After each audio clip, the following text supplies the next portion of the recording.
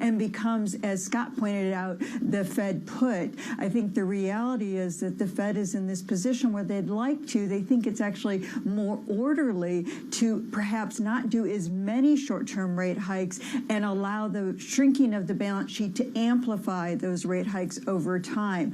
That's all nice in theory. It's never been done, and executing on this is going to be very messy. And I agree with Scott. Unfortunately, we won't know we've gone too far until we've already gone too Diane, far. I'd love to have you elaborate a little bit on that point of the balance sheet complementing the rate hikes. Is this complementing the rate hikes by kicking the long end of the yield curve higher to try to send a message of growth and not imminent recession, or is this something else?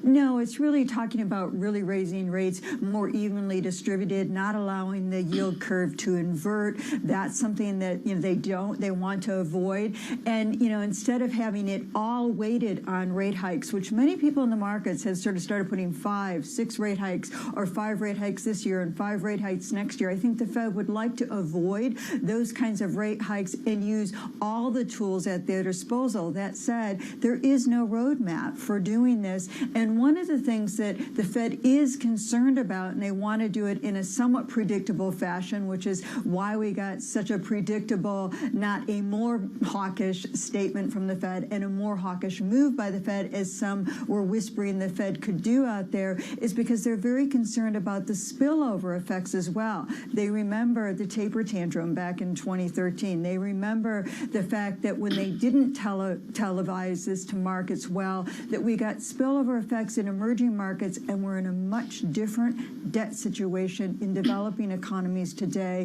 than we were back then, and that could tip the apple cart over. Diane, do you think that Fed officials are happy to see stocks rally in the response to this announcement? I don't think Fed officials have an opinion on whether or not stocks rally or not. I think that's the misnomer out there. I think what they would like to see is an orderly, sort of any kind of correction in financial markets to be orderly, not disorderly. As Scott pointed out, that's easier said than done, and I think he's exactly right on that. But what they care about, as long as markets are not seizing, as long as financial conditions, I do think they feel they have to use both short-term rates and the balance sheet because financial conditions are so ultra easy at the moment. They want to take it away, but take it away in a way that doesn't sort of cause the economy. They want to turn the flame down without having the flame go out on the economy. Again, that is a really tough thing to do. Diane Swank, wonderful to have you with us today. Tom Keene in New York. Diane, I want to go to Ned Gramlich in the clear language of Michigan economics, which you are truly expert in. I want you to translate this word appropriate. John Williams uses it in a January 14th speech where he talks about inflation dynamics and looking at appropriate labor markets, etc. Jeff Lacker took the Fed to task today and said preemptive is out the window. Nobody's being preemptive anymore. Is appropriate the new preemptive? Is that what the new language is? Well, it's basically the Fed chasing inflation for the first time since the 1980s. So, I mean, Jeff is right on that, in that they're not being preemptive about inflation. We have inflation. And in fact, I say it very pointedly that the Fed is chasing inflation down. The Fed does expect themselves for inflation to moderate a bit on its own. The question is, will it moderate enough not to still burn? And clearly, that's not where they're at anymore. You are expert at this. I don't want to interrupt, but this is the bottom line we see on surveillance every morning. Oil, 90. When do we get to $5 a gallon? All the anecdote about real estate, granted we're biased by New York City and the East Coast. Do you see inflation ebbing to anything under 4%? I do see it ebbing under 4%. The question is, will it be down to 2% by the end of the year? I don't think it will be, and that's what the Fed wants. The Fed wants inflation that doesn't distort people's decision-making. What I'm really worried about, and have been for some time, is even as things like some of the bottlenecks we see start to unwind, which now look like they're going to take longer to unwind given the computer chip shortages we have out there, even as those pressures start to unwind, you still have the reality, a third of the CPI in rents and homeowners equivalent rents, those housing price issues in there that are going to be pushing inflation up and accelerating over the course of 2022. And this is something that the Fed is now getting, I think it's getting frothy, and it's getting even harder for the Fed to have an influence on, although they do. Clearly, mortgage rates have come up, and that will slow demand for housing, but institutional investors with cash, speculators buying to flip to rent instead of to sell, that's adding a lot of froth to the overall markets, and those are bubbles that the Fed is going to have to deal with on the other side of this once they pop. 15 minutes away from a news conference in New York City, we're looking at a market that starts to fade just a little bit. The Nasdaq is still positive, but up by just 2% now, off the session highs. On the S&P 500, up a little more than 1 full percentage point. Two quotes that come from this Federal Reserve decision. With inflation well above 2% and a strong labor market, the committee expects it will soon be appropriate to raise the target range for the federal funds rate. We expected that kind of guidance from this Federal Reserve. The second line came in a separate statement. It was on balance sheet reduction, quote, will commence after the process of increasing the target range for the federal funds rate has begun. I want to cross over to Mike McKee before he has to run into that virtual news conference. Mike McKee, you've gone through these statements. Walk me through what you need to hear from this chairman. Well, there's nothing particularly new or exciting or surprising in the statement itself, because these are all things the Fed have said before. What's missing from this statement is guidance on how they will make decisions in the future. It's appropriate to raise interest rates, but how long will it be appropriate to raise interest rates, and how far is it appropriate to raise interest rates? There's no forward guidance in this statement other than the boilerplate of them using all of their tools. So it'll be interesting to see what the Fed chairman has to say about that. How is the Fed going to think about the monetary policy process going forward? I might mention, John, join us on Friday morning, because on surveillance, of course, because we've got the PCE inflation index, and that's the one that the Fed follows. Then on February 10th is the CPI. So those are going to be two big markers for the Fed along the way. Mike McKee, looking forward to your question in this news conference. At least for many ways, people just expect that inflation read to have a 7 handle through the rest of the first quarter. Then it's from there. It's the after-March story into summer that's going to get a ton of attention. And people are already looking at that inventory number that Tom was talking about, the idea that you have these companies building up goods and they are going to probably sell them perhaps at a lower price than they otherwise would. Can I just point out one notice? Sure. There was this idea that it is going to significantly reduce the size of its balance sheet. The word significantly. How do we read that? Is it a Deutsche Bank, Matt Lazzetti, a $1.8 trillion reduction by the end of 2023? How do we gauge what significant means here? A 1.5 is the consensus. Let's see if we can get some form of clarity. I doubt we get a number in the news conference, but I'm with you, Lisa. People want more detail. The other lack of detail we have, Tom, is just on the dot plot. We've got to wait for a couple more meetings for that. And on the dot plot, Tom, let's look at where the dots are right now. Bill Dudley, the former New York Fed president, is going to join us after this news conference. Bill Dudley wrote a scathing piece on Bloomberg Opinion just a few weeks back, Tom, and he looked at that 24 dot of just a little north of 2%, and he called these forecasts, Tom, fantasy land. He said the Federal Reserve was living in, quote, fantasy land. And that's where the pushback is coming from. Part of that is the Bill Dudley thinks rates have got to go higher, Tom, much higher than this market's looking for, this dot plot's implying, and Bill Dudley's not alone. I believe Diane Swank and Scott Minard's still with us. Ms. Swank, let me go to you on the fan distribution of inflation. Everybody's looking at 7%. Everybody's looking at 2%. I'm fascinated by the middle, by the center tendency of 2.8 or 3.2 in a sustained 2024. Dare I say 4%, Diane? It's not out of the range of possibilities. That clearly is an issue. One of the things that I think we really don't know yet, the Fed has decided variants are more inflationary than disinflationary. What we don't know is the damage that Omicron will do even further to the labor market and acute labor market shortages out there. We really don't know that. And that's where you really get worried about the economy sort of not recovering to its previous peak unemployment, yet in a tight labor labor market that gives you much more wage push inflation, a more vicious cycle of inflation. And that's what the Fed's trying to avoid. That said, it's really much more difficult now doing that. Well, that goes to ECI. Lisa Abramowitz mentioned ECI. This is wages and benefits locked in as well. I'm going to be honest, Diane, we got a rarefied audience, and we're completely focused on war on talent on Wall Street and the fancy people making fancy money.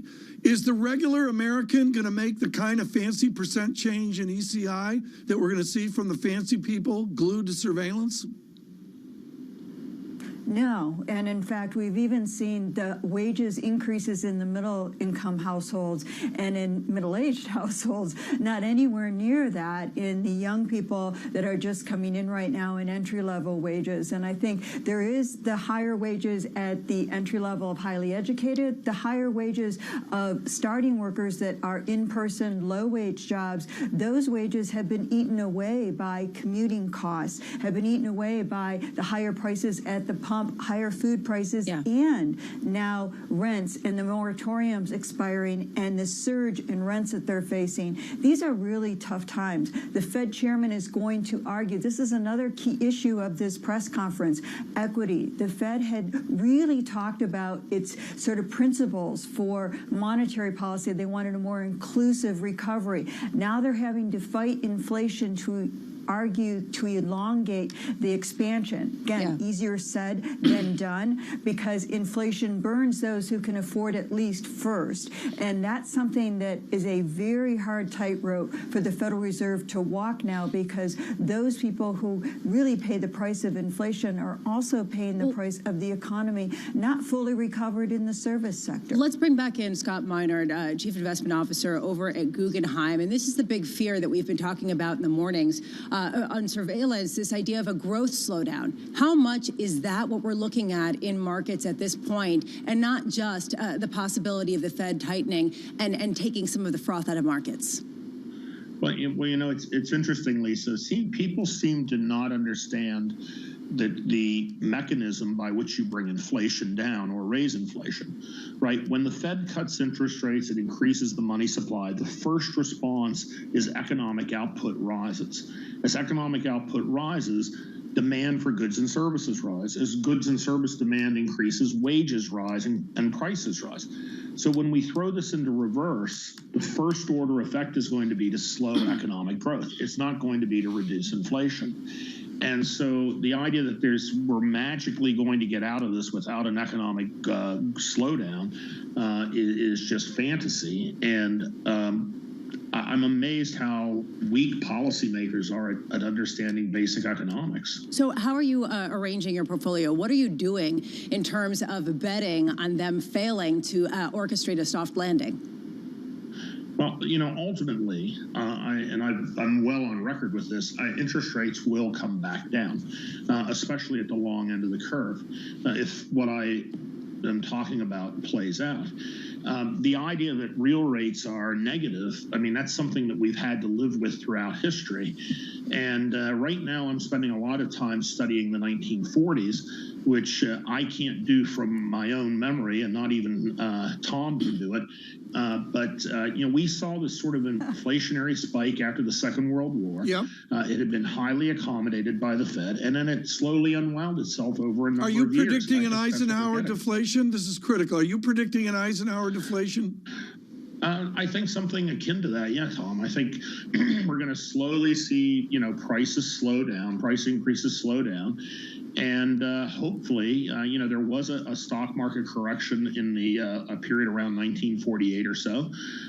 We probably will run into that correction. I don't think we'll get there in the next 6 months or so, but ultimately, that's the sort of scenario I think is going to play out. It's amazing how quickly this has happened, Diane. We've gone from an inflation shock, a big surprise for this Federal Reserve anyway, not for some people, to considering a big policy response, to considering a growth slowdown, perhaps a dramatic one, in the view of Scott Minard. Dan, do you think we're moving a little bit too quickly here? Because I wonder how much pressure is actually on Chairman Powell today. March 16th, we've got a news conference, Fed decision, and the so-called summary of economic projections. We'll get the forecasts in that. Does he have a little bit more time on his side ahead of that March meeting? He has very little time. I think he's already made the pivot. And I think what's important about this is the Fed was really late in the game, especially with regard to their balance sheet. And that's not something that we sort of, we've talked about that. I've talked about it. One of my concerns was that we get into a boom-bust scenario, and that's exactly what Scott's worried about. The problem is they still have to deal with inflation, and they don't want to get inflation entrenched. So I don't think that they can back off this anytime soon, any easy way. I think they have to deal with and acknowledge inflation. That's really important right now. It's all the more complicated by just how complex supply chains have gotten, how thin the margins are with regard to computer chips. I mean, down to less than 5 days supply of computer chips globally. That is really stunning from a 40-day median. That we've already got production plants that are being idled. What we don't know, and this is the point that I think Scott is sort of hinting at, is how much of a toll will Omicron and the loss in livelihoods that we're seeing today without the additional fiscal support play in suppressing demand. We know those households who can work from home will continue to earn very good money. The technology sort of aspect of what's happened with outbreaks does mean we have still strong demand. The question is, what happens to the bottom 20%, and how does that aggregate up over the course of the year? And it really gets to the heart of the fact that I think Scott made earlier, and also Mike McKee made, and that is, what is the Fed's decision rule? How are they making these decisions? Because their playbook has been thrown out the window. Scott, I want to get to the heart of what you're touching on right now. We used to talk about an ounce of protection was worth a pound of cure. That was the argument to cut rates early and to get ahead of weakness. It was to do a little more up front so you didn't have to do a whole lot more down the road. Scott, has that ship already sailed? Is that your view now? Well, I think from the standpoint of the way policymakers are thinking, the answer is yes. And let me liken it to an analogy that Dr. Greenspan would have made when he was the chair. And that is, we're going from taking our foot off the accelerator by, reducing asset purchases to slamming our foot down on the brake.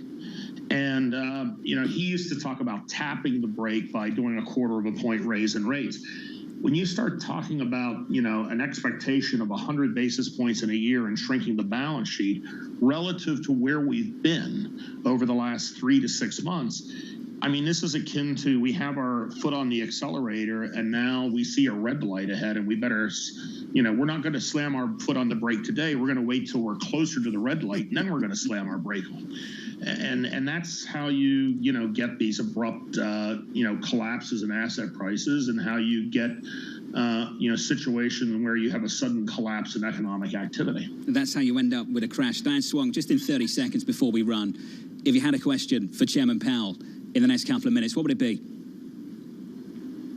How do you deal with how are you going to make these decisions? What's the decision rule? The equity issue in terms of an inclusive recovery. Yeah. I know they'll say fighting inflation is part of being inclusive. I don't think that cuts it. Dan Swung, Scott Minard. As always, guys, appreciate it. Moments away from that news conference with Chairman Powell. Your equity rally fades just a bit. The Nasdaq's still up 2.5%. The S&P 500 up by 1.6. Let's get you a stock check just briefly, some single names, and say hey to Romain. Hey, Romain. Hey, yeah, the positioning that we saw sort of pre-Fed release, that's pretty much the positioning that we're seeing right now post-Fed release. They are holding on to some of those gains. Software stocks, as represented by the IGV, still higher by about 2%. But remember, a lot of these gains are really baked in based on the back of some of the earnings we got out of Microsoft. You look at the Philadelphia Semiconductor Index, higher here by about 4.5%. That's on the back of earnings last night from Texas Instruments. We're awaiting earnings later tonight from Tesla. That's up about 6%. But I want to get to the inflation story here. And you take a look at Kimberly-Clark, and this is really the issue that a lot of people are looking to for some clarity out of Jay Powell. How do you address some of these higher cost issues? Kimberly-Clark saying their costs last year were basically the highest that they had on record. Those shares down 3.6% here, and they're starting to become a tale of two cities here in the equity market, not only with regards to what the companies are saying, but how investors are positioning themselves. We're going to see what Jay Powell has to say about those issues just in a few minutes. Romain, thank you. Romain Bostic on the single names, the stocks you need to be looking out for, some sectors too in a mix. So final word now. Lisa, Tom, going into this news conference, David Rosenberg, Tom, saying this is a really tightly worded statement. Yes. What do you expect to hear from the chairman? I just will simply say David Rosenberg's 100% correct, and he's got an incredibly historic tightrope to walk here. I think the markets are speaking volumes right now. Clearly, they like what they see. He's got to continue that. John, I'll say, as I said early this morning, you're going to see this guy read off prepared statements like we've never seen. Elisa, we are desperate. I believe a lot of people in the market are desperate to get some more clarity on balance sheet reduction. And frankly, how urgently they feel like this is necessary. My big question for Fed Chair Jay Powell is, if you really view inflation as such a big issue, why are you still buying bonds? Why not stop the purchases at this meeting? It's in the statement. It's there, Lisa, to ease financial conditions, because that's what we need right now, TK. Equities up 2.6% on the NASDAQ, on the S&P up by 1.68%. Yields are higher, Tom, by 4 basis points. We're back through 180 at 180.65. Yeah, yields have moved critically here as we go into the press conference, 229.30 right now. The mark on the VIX just broke down. We were 28 handle, John,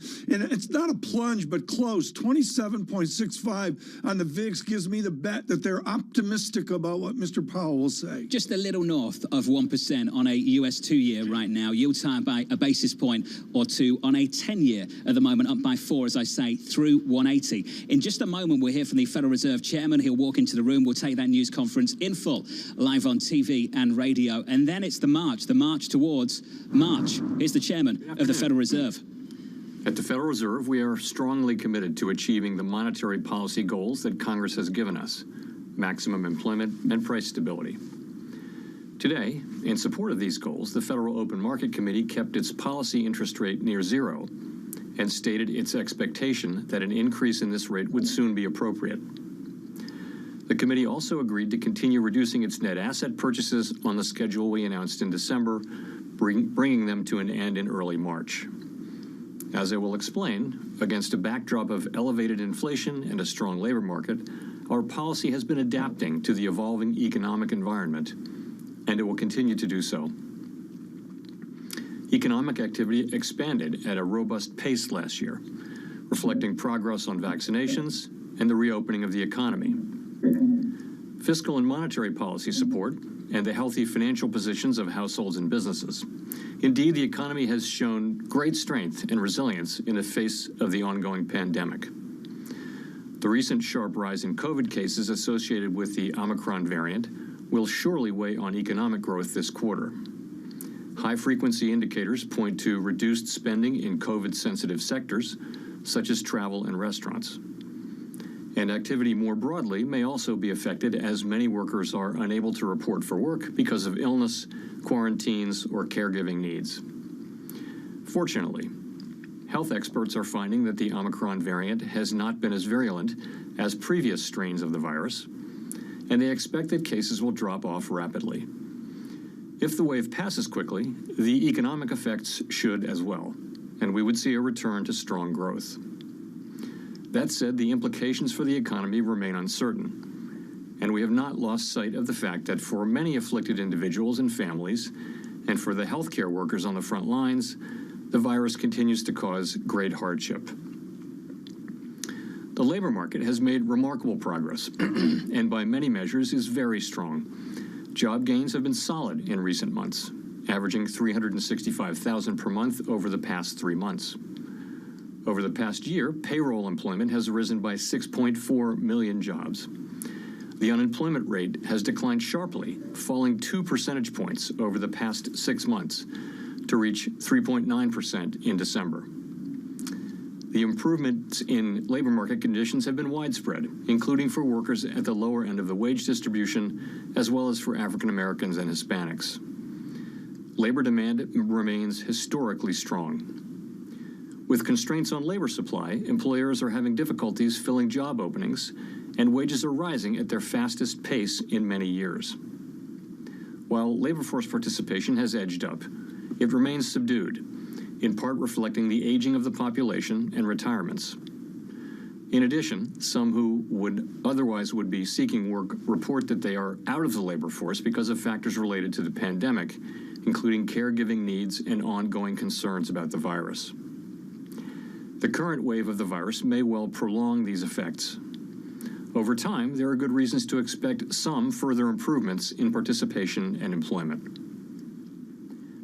Inflation remains well above our longer-run goal of 2%. Supply and demand imbalances related to the pandemic and the reopening of the economy have continued to contribute to elevated levels of inflation. In particular, bottlenecks and supply constraints are limiting how quickly production can respond to higher demand in the near term. These problems have been larger and longer lasting than anticipated, exacerbated by waves of the virus. While the drivers of higher inflation have been predominantly connected to the dislocations caused by the pandemic, price increases have now spread to a broader range of goods and services. Wages have also risen briskly, and we are attentive to the risks that persistent real wage growth in excess of productivity could put upward pressure on inflation. Like most forecasters, we continue to expect inflation to decline over the course of the year. We understand that high inflation imposes significant hardship, especially on those least able to meet the higher costs of essentials like food, housing, and transportation. In addition, we believe that the best thing we can do to support continued labor market gains is to promote a long expansion, and that will require price stability. We're committed to our price stability goal.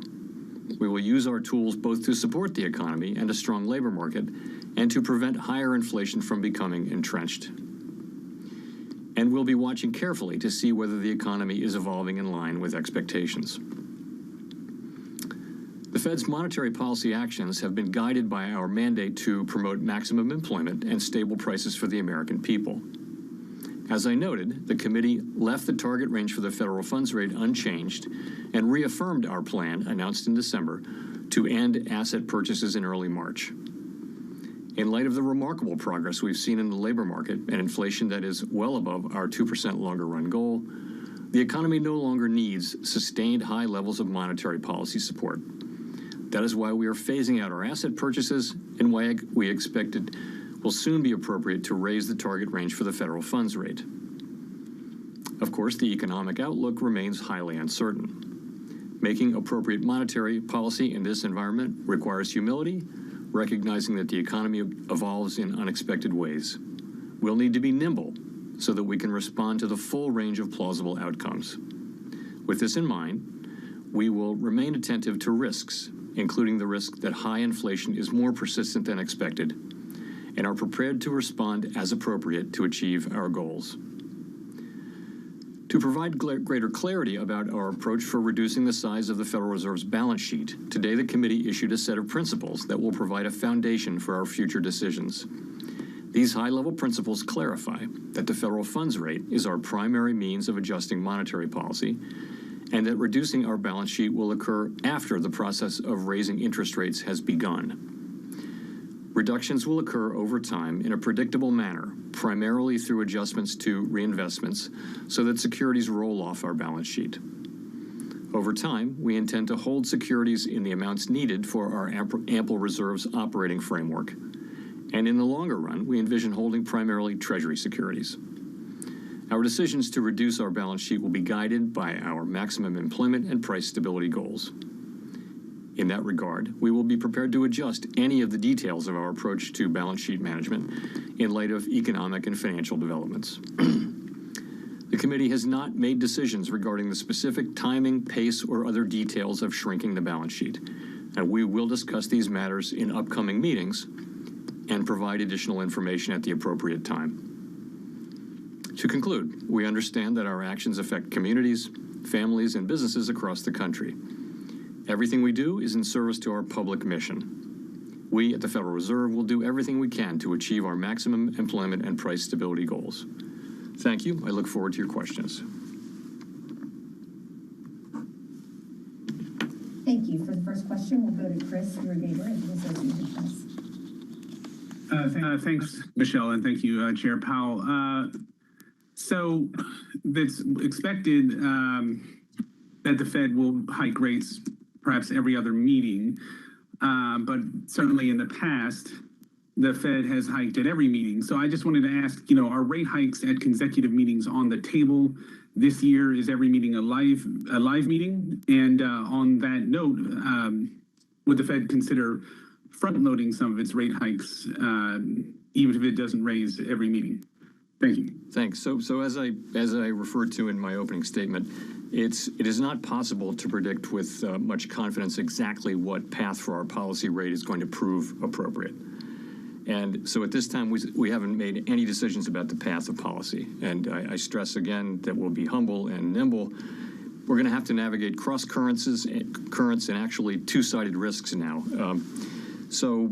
And I'll say also that we're going to be guided by the data. In fact, what I'll say is that we're going to be led by the incoming data and the evolving outlook. We'll try to communicate as clearly as possible, moving steadily and transparently. So, more to your question. We know that the economy is in a very different place than it was when we began raising rates in 2015. Specifically, the economy is now much stronger.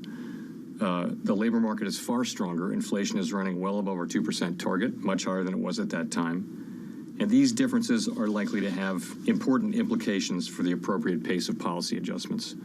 Beyond that, we haven't made any decisions. Thank you. Let's go to Victoria Guida at Politico. Hi, Chair Powell. I wanted to ask, you were talking about the health of the labor market, and I'm curious whether you would characterize where we're at right now as maximum employment, and also along those same lines, obviously rate hikes on the table this year. Do you think that the Fed can raise rates, bring inflation under control without hurting jobs and wages? Sorry, just getting both parts of your question written down. So I would say, and this view is widely held on the committee, that both sides of the mandate are calling for us to move steadily away from the very highly accommodative policies we put in place during the challenging economic conditions that the economy faced earlier in the pandemic.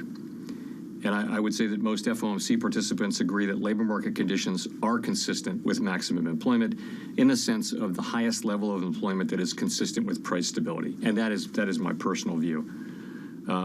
And again, very broad support on the committee for the judgment that it will soon be appropriate to raise the target range for the federal funds rate. The other thing is maximum employment will evolve over time and through the course of the business cycle. And in the particular situation we're in now, it may well increase. The level of maximum employment that's consistent with stable prices may increase, and we hope that it will as more people come back into the labor market, as participation gradually rises. And the policy path that we're broadly contemplating would be supportive of that outcome as well.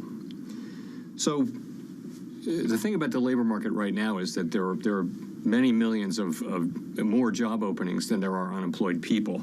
So you ask whether we can raise rates and move to less accommodative and even tight financial conditions without hurting the labor market. I think there's quite a bit of room to raise interest rates without threatening the labor market. This is, by so many measures, a historically tight labor market.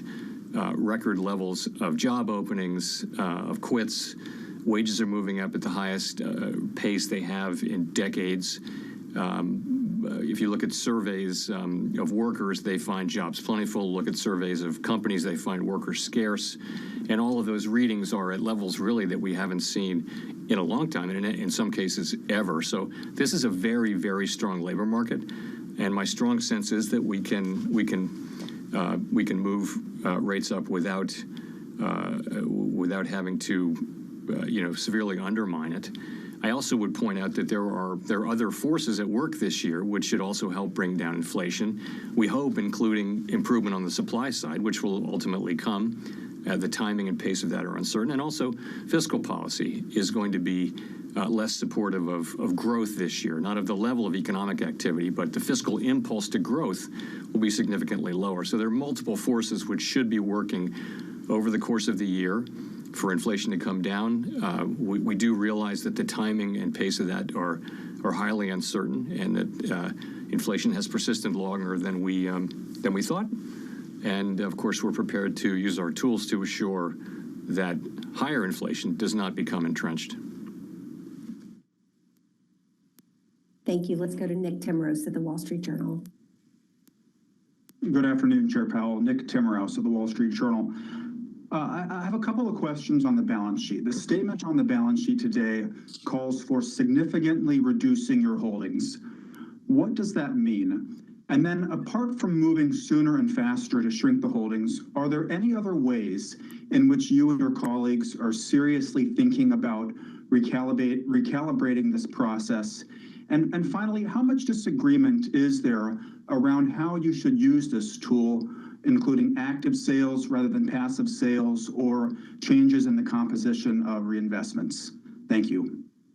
So I'm afraid to tell you that those are all great questions, and they're questions that the committee is just turning to now. So we had a discussion, as you know, at the last meeting, an introductory discussion of the balance sheet and a teeing up of the issues. At this meeting, we've gone through and carefully put together a set of principles at a high level, and those are meant to guide the actual decisions we'll make about the pace and about all of the questions that you're asking. And I expect that this process will be something that we spend time on in coming meetings. I can't tell you how many, I can't tell you how long it will take, and then, you know, at the appropriate time, we'll provide additional information. So the last cycle when we went through balance sheet issues, we did find that over the course of 2 or 3 meetings, for example, we did come to interesting and better answers, we thought. So we're just in that process now, and at the next meeting, we'll be turning to, you know, more of the details that you're asking about. I would say this: the balance sheet is much bigger. It has a shorter duration than the last time, and the economy is much stronger, and inflation is much higher. So, and I think that leads you to, and I've said this, being willing to move sooner than we did in the last time, and also perhaps faster. But beyond that, it's really not appropriate for me to speculate exactly what that would be. But I would point you to principle number 1, which is the committee views changes in the target rate for the federal funds rate as its primary means of adjusting the stance of monetary policy. So we do want the federal funds rate, we want to operationalize that, and we want the balance sheet to be declining in a predictable manner, and we want it to be declining primarily by adjusting reinvestments. So if I could follow on that, raising rates and reducing the balance sheet both restrain the economy, both tighten monetary policy. How should we think about the relationship between the two? For example, how much passive runoff is equal to every 1/4 percentage point increase in your benchmark rate? So again, we think of the balance sheet as moving in a predictable manner, sort of in the background, and that the active tool meeting to meeting is not both of them, it's the federal funds rate. There are rules of thumbs. I'm reluctant to land on one of them that equate this, and there's also an element of uncertainty around the balance sheet. I think we have a much better sense, frankly, of how rate increases affect financial conditions and hence economic conditions. Balance sheet is still a relatively new thing for the markets and for us, so we're less certain about that. So again, I think the pattern we'll follow is to arrive at a timing and a pace and composition and all those things, and then announce that with advance notice, and it will start in the background, and then we'll look to have that just running in the background and have the interest rates again be the active tool of monetary policy. That's at least the plan. I can't tell you much more about any of the very good issues about size, pace, composition, those sorts of things. We'll be turning to all of those at coming meetings. Thank you. Thanks. Now we'll go to Neil Irwin. Thank you, Chair Powell. It's Neil Irwin from Axios. Glad to be back. Sir, I was wondering if the volatility we've seen in financial markets in the last few weeks strikes you as anything alarming or that might affect the trajectory of policy. Conversely, to the degree that financial conditions have tightened some, might that be desirable in some ways in achieving your tightening goals? So, as you know, the ultimate focus that we have is on the real economy, maximum employment and price stability, and financial conditions matter to the extent that they have implications for achieving the dual mandate. And you also know that we look at broader financial conditions. So we feel like the communications we have with market participants and with the general public are working, and that financial conditions are reflecting in advance the decisions that we make. And monetary policy works significantly through expectations. So that in and of itself is appropriate. Thank you. Let's go to Howard Schneider. For a year, hi. Thanks, Chair Powell. Howard Schneider with Reuters.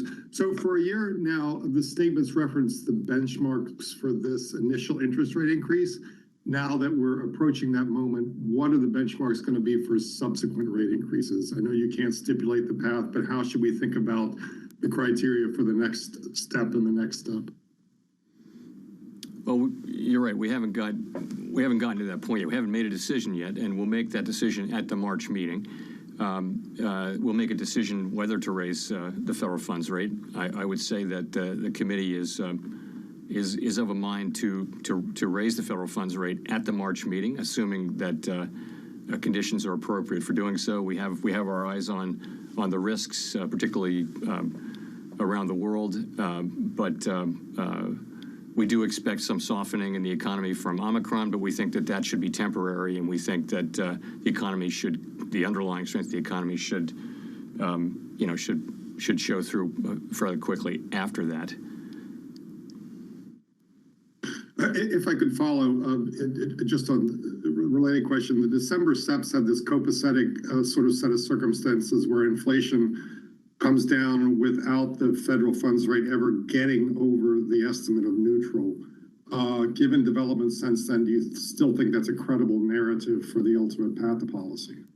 My path is highly uncertain, and that we're committed to using our tools to make sure that inflation, high inflation that we're seeing, does not become entrenched. So a number of factors would be, it's not just monetary policy. A number of factors are supporting a decline in inflation, as I mentioned. Fiscal policy will be providing significantly less of an impulse to growth. We do expect this year, although we do expect now that it will come slower than we had expected and hoped, that there will be relief on the supply side. So that too should lower these supply side barriers, which are a big part of the story why inflation is high. In addition, monetary policy will be becoming significantly less accommodative. So the question is, we'll be asking this question all year long, and that will be, are things turning out as we expect? There's a case that for whatever reason the economy slows more and inflation slows more than expected. We'll react to that. If instead we see inflation at a higher level or a more persistent level, then we'll react to that. And again, we're well aware that this is a different economy than existed during the last tightening cycle, and our policy is going to reflect those differences. Thank you. Thank you. Let's go to Gina Smialek.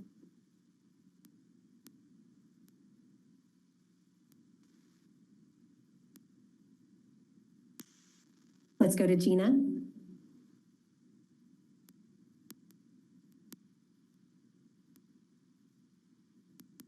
Okay, let's go to Steve Leisman.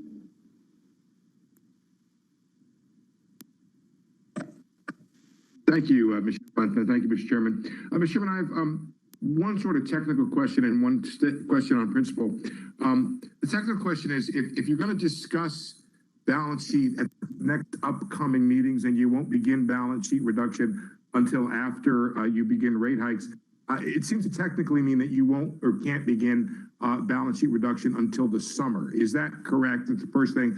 Second of all, you suggested that the with balance sheet running in the background, that you would possibly be raising rates and running off the balance sheet at the same time. That's sort of the technical question part of it. The principal question I have is, you said it's going to be running in the background, but the statement on balance sheet principle says the committee is prepared to adjust any of the details of its approach based on economic and financial developments, which suggests there's something of a reaction function associated to the balance sheet, and it won't be running in the background. So could you give us any a sense of the discussion or staff presentation on what is the reaction function surrounding the balance sheet? Thanks. So let me start by talking about that last paragraph. So you'll remember during the last cycle that this process of building up and then shrinking the balance sheet is a complicated one, and it involves inevitably surprises. And so during the years during the prior cycle, we amended our balance sheet principles a number of times. Now, we didn't intend to do that. Events required us to do so. So we got a pretty robust paragraph there that says we're free to do this at any time. And it doesn't mean we're going to, but if the situation turns out to be different than we had thought, we're not going to stick with something that isn't working. That's all that's saying. It's meant to be quite a general statement rather than a hint. So, I mean, I like to think that our philosophy of the balance sheet is embodied in these principles. So, the idea that, for example, the federal funds rate is the primary means of adjusting the stance of policy, that will determine the timing and pace of reducing the size of the balance sheet to foster the dual mandate, that will begin to reduce the size after we begin the process of raising rates, and on like that. I mean, those are all the things that try to describe how we will proceed. But it may be at a higher level to try to get at your question. Asset purchases were enormously important at the beginning of the recovery in terms of restoring market function, as they were right after in the critical phase of the global financial crisis. And then after, they were a macroeconomic tool to support demand. And now the economy no longer needs this highly accommodative policy that we put in place. So it's time to stop asset purchases first, and then at the appropriate time, start to shrink the balance sheet. Now, the balance sheet is substantially larger than it needs to be. We've identified the end state as in amounts needed to implement monetary policy efficiently, effectively in the ample reserves regime. So there's a substantial amount of shrinkage in the balance sheet to be done. That's going to take some time. We want that process to be orderly and predictable. And so those are some of the ways I would think this lays out our, the way we're thinking about this. In terms of the timing, I can't really help you. It just says after we get underway. So I would say we're going to have another discussion at the next meeting. And my guess is we'll have at least one other discussion at the meeting after that. And, we'll tell you as we make progress, and we'll start the process of allowing runoff and shrinking the balance sheet at what we find to be the appropriate time. I wish I could say more, but honestly, we haven't made those decisions, and we actually haven't even really had the important discussions on a lot of the details that we will have at coming meetings. Thank you. Let's go to Craig Torres. Chair Powell, good afternoon, Michelle and Chair Powell. Craig Torres from Bloomberg. Chair Powell, at the beginning of the conversation, you said risks are two-sided. And I'm wondering if you can elaborate on what are the risks to the elusive soft landing. Is Fed policy a risk, over-tightening, or what are the risks? And then second, Chair Powell, I have a quick administrative question. Robert Kaplan's disclosure of his securities transactions. In a couple of months, Chair Powell, or maybe sooner, you and I will file our tax returns and we'll list transactions and all kinds of things. And next to those transactions, we'll put dates. And Bloomberg asked for the dates of Mr. Kaplan's transactions. The Dallas Fed is not giving us the dates. And I don't see why this is a matter for the Inspector General or anybody else. I mean, why can't he give us the dates? Will you help us get the dates of those transactions? Thanks. So you asked about the risks first. So, the one risk is that inflation risks are still to the upside in the views of most FOMC participants, and certainly in my view as well. There's a risk that the high inflation we're seeing will be prolonged, and there's a risk that it will move even higher. So, and we don't think that's the base case, but you ask what the risks are, and we have to be in a position with our monetary policy to address all of the plausible outcomes, and that calls for us to be in position. We have an expectation about the way the economy is going to be evolved, but we've got to be in a position to address different outcomes, including the one where inflation remains higher. And of course, that is a risk to the to the expansion. You know, we've been saying that what we need here is another long expansion, which is the kind of thing we saw over the last, which is the record long expansion. We saw labor force participation rise. We saw wages persistently higher for people at the lower end, and there really was no obvious imbalance in the economy that threatened that expansion. It could have gone on for years were it not hit by the pandemic. So we'd love to find a way to get back to that. That's going to require price stability, and that's going to require the Fed to tighten interest rate policy and do our part in getting inflation back down to our 2% goal. So I mentioned two-sided risks. You know, a couple things. One, the COVID is not over, and COVID can continue to evolve, and it's just we have to accept that it's not over, and the risks to it can slow down growth, and that's sort of a downside risk from a growth standpoint. I would point to, you know, another risk is just further problems in the supply chains, which could slow down activity. And you see the situation in China as a situation there where that's their no COVID policy may cause more lockdowns, is likely to, and that may play into more problems in supply chains. In addition, there's what's going on in Eastern Europe and things like that. So there's plenty of risk out there, and we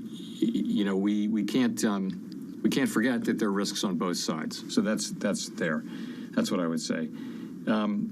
I know you've been all over this issue with my colleagues, Craig, on the issue of information. We don't have that information at the board, and I asked the Inspector General to do an investigation, and that is out of my hands. I am playing no role in it. I seek to play no role in it, and I can't help you here today on this issue, and I'm sorry I can't. Okay. Thank you. We'll go to Gina now. Thanks for taking our questions, Chair Powell, and sorry for my tech issues.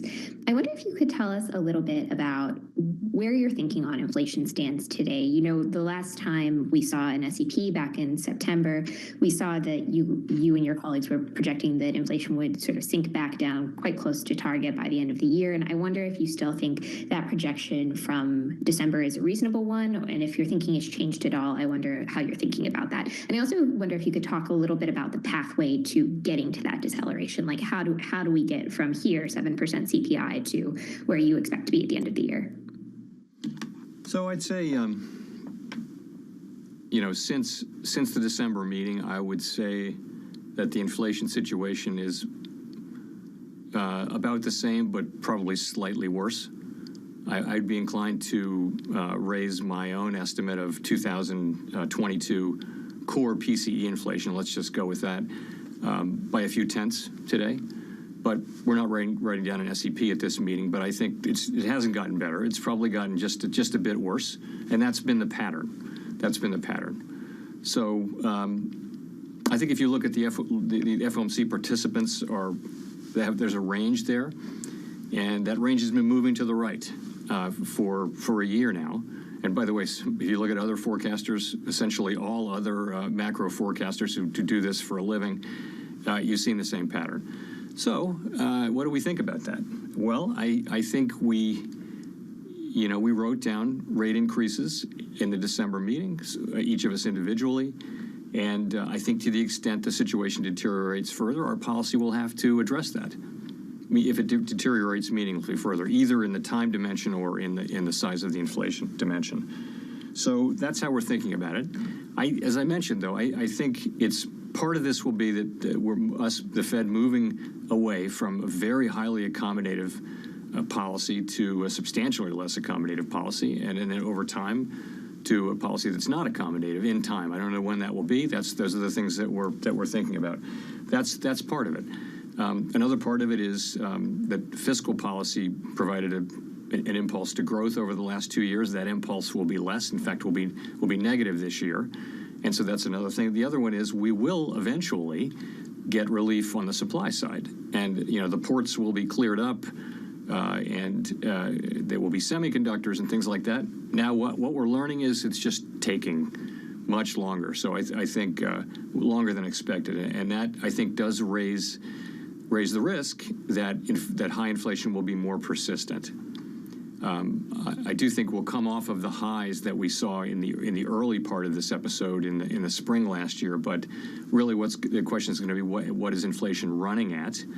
And so we'll be watching that. And our objective is to get inflation back down to 2%. It's also to provide enough support to keep the labor market healthy.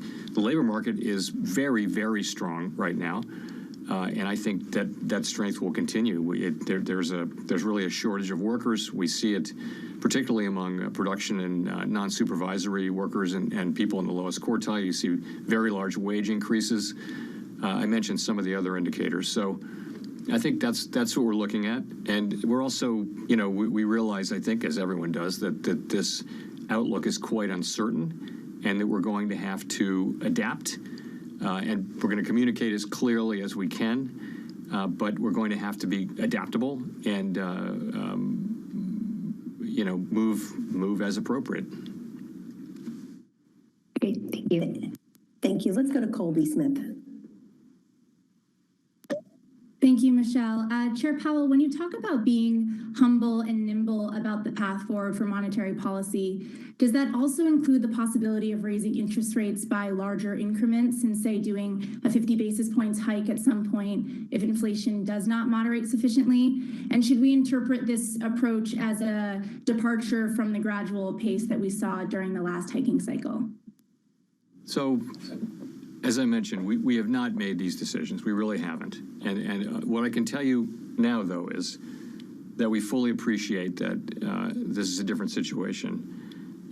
If you look back to where we were in 2015, 16, 17, 18, when we were raising rates, inflation was very close to 2%, even below 2%. Unemployment was not at our estimates of the natural rate, and growth was, in the 2 to 3% range.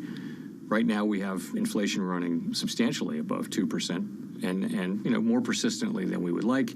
We have growth even in forecasts, even in the somewhat reduced forecasts for 2022. We still see growth substantially higher than what we estimate to be the potential growth rate. And we see a labor market where, by so many measures, it is historically tight. I think in a way, the least tight aspect of it is looking at the unemployment rate, which is still below our median estimate of maximum employment. If you look at things like quits and job openings, as I mentioned earlier, and wages, you're seeing, and just the ratio of job openings to unemployed, you're seeing a very, very tight labor market. Now, we also know that labor force participation is significantly lower. It's 1.5 percentage points lower than it was in February of 2020. Maybe 1 percentage point of that is retirements. Some part of those retirements are related to COVID rather than just regular retirements. So we think there is a pool of people out there who could come back into the labor force, but it's not happening very quickly, and it may continue to not happen very quickly as long as the pandemic is on. So that's how we think about that. We haven't made, to your specific question, we really have not addressed those questions, and we'll begin to address them as we move into the March meeting and meetings after that.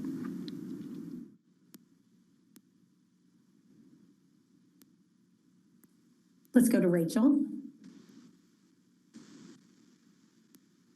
Thank you, Michelle, and thank you, Chair Powell, for taking our questions. I'm wondering if you can talk to us about any metrics that the Fed uses to assess how inflation affects different groups of Americans, especially lower income earners. And are you worried that the Fed underestimates or can't effectively measure the impact of inflation on some of the most vulnerable households? Thank you. So it's more a matter of, I think the problem that we're talking about here is really that people are on fixed incomes who are living paycheck to paycheck. They're spending most or all of what they're earning on food, gasoline, rent, heating, things like that, basic necessities. And so inflation right away right away forces people like that to make very difficult decisions. So that's really the point. I'm not aware of, inflation literally falling more on different socioeconomic groups. That's not the point. The point is some people are just really prone to suffer more. I mean, for people who are economically well off, inflation isn't good, it's bad. A high inflation is bad, but they're going to be able to continue to eat and keep their homes and drive their cars and things like that. It's more, so that's really how I think of it. And, we have to control inflation for the benefit of all Americans. But part of it is just that it's particularly hard on people with fixed incomes and low incomes who spend most of their income on necessities, which are experiencing high inflation now. Thank you. Let's go to Edward Lawrence. Thanks, Michelle, and thank you, Mr. Chairman, for taking the question here. So year over year, inflation's at a 40-year high. The input costs for producer price index for all of 2021 was the highest on record. Some investors fear that the Fed might be moving too late. Now, you said no decisions were made on the path of rate hikes, but was a rate hike more than 25 basis points discussed today? And as a follow to that, because I have problems with the mute button, as a follow to that, you testified that the supply chain issues could be worked out by the end of the year. You talked about that today. The CEO of Ford, though, told Fox Business today that the chip shortage will last into 2023. So today you said inflation will start to ease this year. I want to drill down and get a timeline that you see as to when we could see that relief. Thank you. So I would not say that I would expect the supply chain issues to be completely worked out by the end of this year. I do not expect them, and I have not expected them. What I would say, and I have been saying, is that I expect progress to be made in the second half of this year, mainly. Progress, because we're not making much progress. If you look at a ton of metrics, you can find some that suggest that delivery times are shorter and inventories in some industries moving up, but overall, we're not making progress. And things like the semiconductor issue they're going to be quite a long time. I would think they'll go more than through 2023. In terms of being too late, I would just say this: our policy needs to be positioned to address the full range of plausible outcomes, as I said, and particularly the possibility that inflation will continue to run higher more persistently than we'd expected. And we think we are positioned to make the changes in our policy to do that, and we're committed to doing that. And that's really where we are. In terms of your question about the size of rate increases, we haven't faced those decisions. We haven't made them. It isn't possible to sit down here today and tell you with any confidence what the precise path will be. But as we work our way through this meeting by meeting, we are aware that this is a very different expansion, as I've said a couple times, with higher inflation, higher growth, a much stronger economy. And I think those differences are likely to be reflected in the policy that we implement. Thank you. Let's go to Mike McKee. Thank you, Mr. Chairman. I'd like to sort of weave some of the strands of your answers together and ask you, as you start to reverse policy, what your goal is. Are you going to be raising interest rates until you get inflation to 2%? Do you want to go below 2% so that on average you get a 2% inflation rate?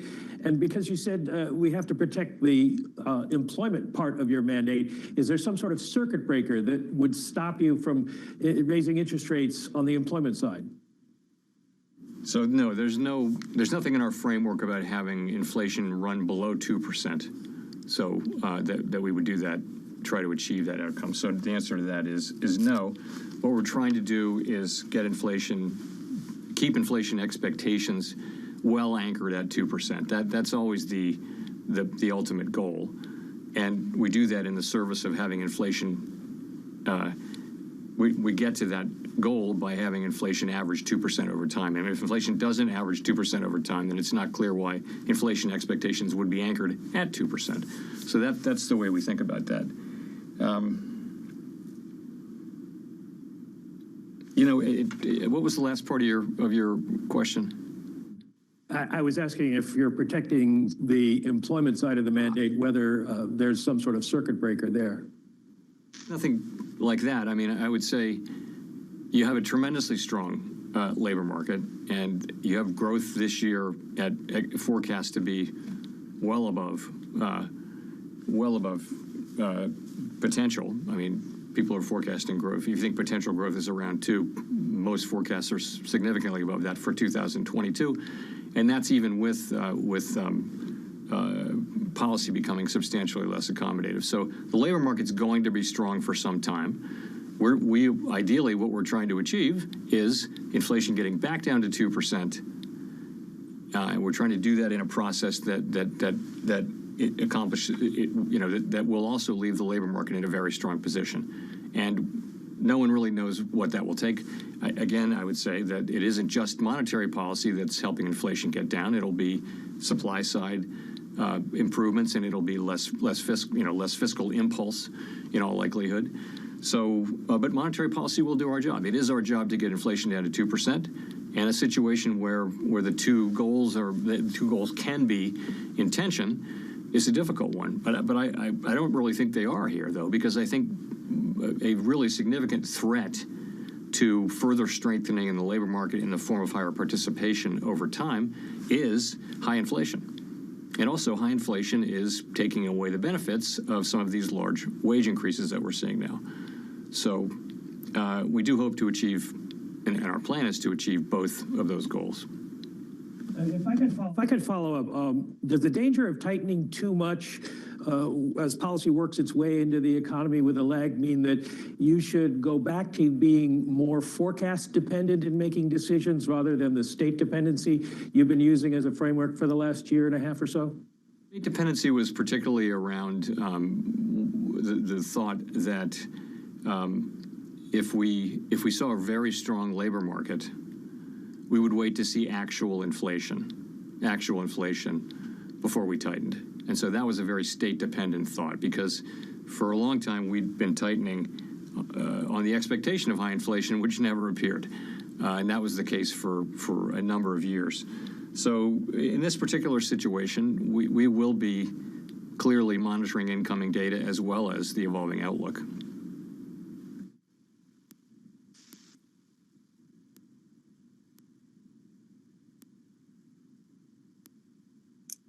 Let's go to Michael Derby. Thank you for taking my question.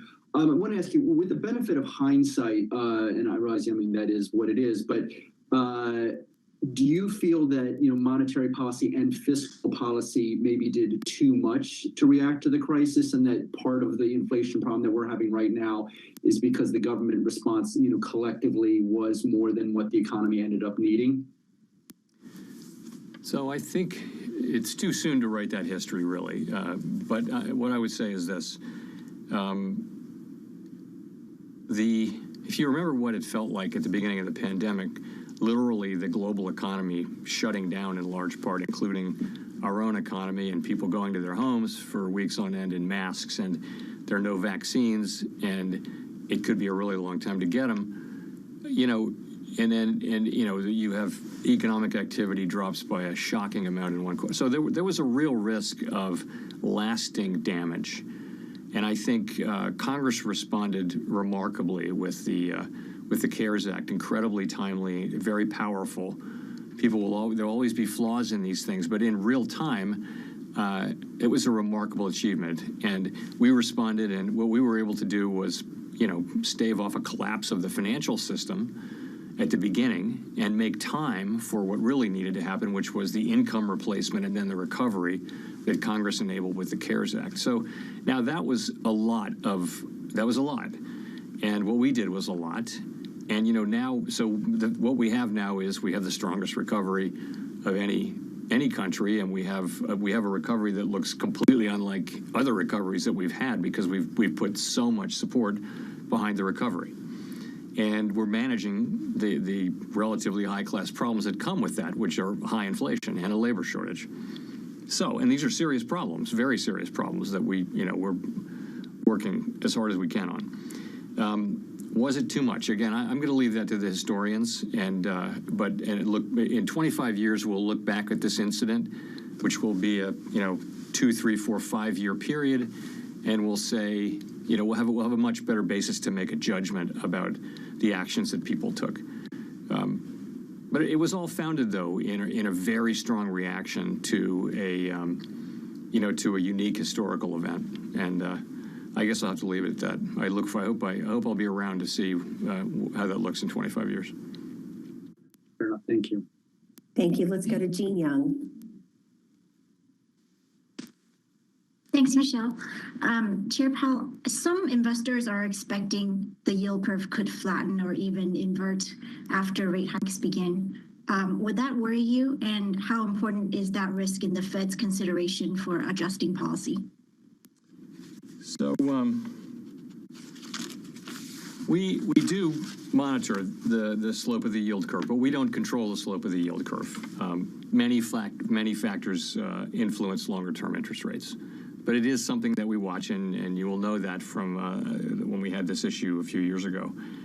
And we take it into account along with many other financial conditions as we try to assess the implications of all those conditions for the economic outlook. So that's one thing I would say. Another is currently you've got a slope, if you think about 2s to 10s, two-year Treasury to 10-year Treasury, I think that's around 75 basis points. That's well within the range of a normal yield curve slope. So it's something we're monitoring. We don't think of it as, I don't think of it as some kind of an iron law, but we do look at it and try to understand the implications and what it's telling us. But it's one of many things that we monitor. Can I follow up real quick and ask if it did invert, would you tie it to U.S. fundamentals, or would it be driven by a much broader set of factors? That's a good question in real time. Obviously, U.S. long-term sovereign debt is an important global asset, and the fact that our rates are so much higher than other risk-free sovereign rates around the world may put something of a ceiling on our rates. I don't know, but it would really depend on the facts and circumstances at that time. Thank you. Let's go to Brian Chung for the last question. Hi, Chairman Powell, Brian Chung, Yahoo Finance. Within the context of just the broad effort to normalize rates, would you describe what you want to do as a gradual hiking? And then secondly, within the context of hiking cycles, it's often the talking point for financial stability and wanting to make sure that asset bubbles don't merge. Is that something that has also factored into the conversation as you start to think about hiking rates? Thanks.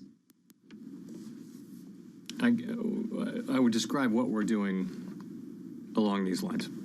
This is going to be a year in which we move steadily away from the very highly accommodative monetary policy that we put in place to deal with the economic effects of the pandemic. And that's going to involve a number of things. It's going to involve, and it does involve, finishing asset purchases. It's going to involve lifting off. And it's going to involve additional rate increases as appropriate. And we're going to write down in March our next assessment of what that might be. It's going to continue to evolve as the data evolve. We need to be quite adaptable, I think, in our understanding of this.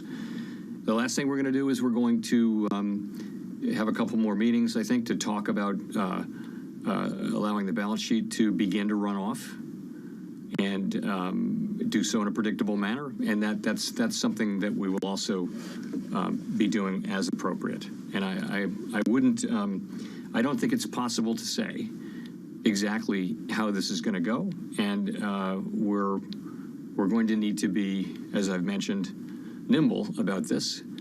And the economy is quite different this time. I've said this several times now. The economy is quite different. It's stronger. Inflation is higher. The labor market is much stronger than it was, and growth is above trend even this year, let alone last year. So all of those things are going to go into our thinking as we make monetary policy. And you asked about financials to have concerns in connection with our policy. Was that your question? Yeah, within the context of other hiking cycles, it seems like worries about asset bubbles emerging as a result of easy rates has been part of that. I didn't know if that was part of the discussion today. I would just say this. We, of course, have a financial stability framework. And what it shows is a number of positive aspects of financial stability. But you mentioned really asset prices is one of the four. So asset prices are somewhat elevated, and they reflect a high risk appetite and that sort of thing. I don't really think asset prices themselves represent a significant threat to financial stability, and that's because households are in good shape financially than they have been. Businesses are in good shape financially. Defaults on business loans are low and that kind of thing. The banks are highly capitalized with high liquidity and quite resilient and strong. There are some concerns in the non-bank financial sector still around money market funds, although the SEC is has made some very positive proposals there. And we also saw some things in the Treasury market during the acute phase of the crisis, which we're looking at ways to address. But overall, the financial stability vulnerabilities are manageable. I would say. Thank you very much. Thank you.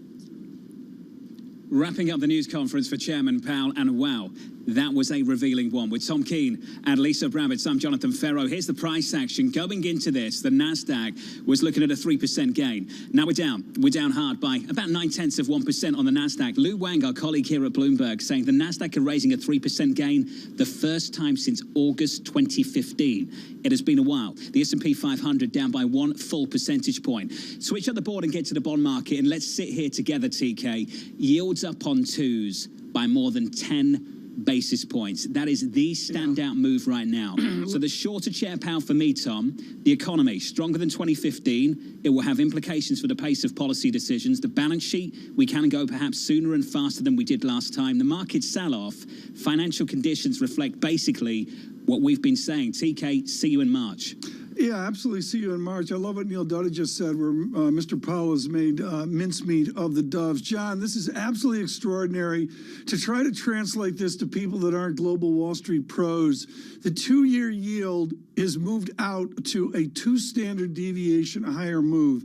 All you need to know is that Mr. Powell, with his comments, adjusted the market. He made appropriate comments, John, to appropriately move the market. It tends up 6 basis points, and here's the move on a 2-year intraday, up by about 11 now to 1.12%. If we can touch base on the US dollar just briefly and have a look at the dollar index, there's been some strength going into it, just a little bit. Coming out of it, the dollar index up 0.6%, 96.51. Repeatedly in this news conference, Lisa, this repeated faith in the underlying economy and the implied guidance for monetary policy off the back of that. We can do things sooner, we can do things faster than we did back in 2015. Yeah, Carl Riccadonna of Bloomberg Intelligence pointing out that the real nosedive in equities came when Jay Powell said there is quite a bit of room to raise rates without hurting jobs. The labor market very strong, he seemed to indicate. There was nothing to really hold them back. And to me, just reiterating the fact that they've got a substantial amount to reduce the balance sheet. Again, what does that mean, substantial,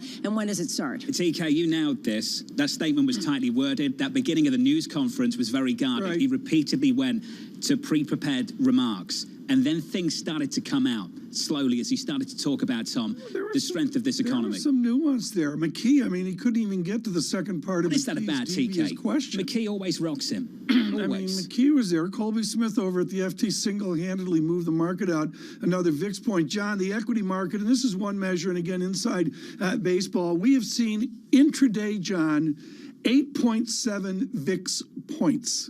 I believe I've never said that. And still, Tom, they haven't done anything yet. And this is the story. It looks like a March rate hike, but the balance sheet conversation, Tom, he didn't want to give you a timeline, but he basically gave you one. You need one meeting, then perhaps another one to have the discussion. On that front, maybe we'll see you in June. John, who's it appropriate that we speak to? I think we have to speak to Bill Dudley. Let's do that. Right now, the former president of the New York Fed, appropriately on this historic day, we speak to William Dudley, of course, of Berkeley and many decades foundation of Goldman Sachs economics. Bill Dudley, I guess I can say, what are your thoughts? But let me cut to the chase.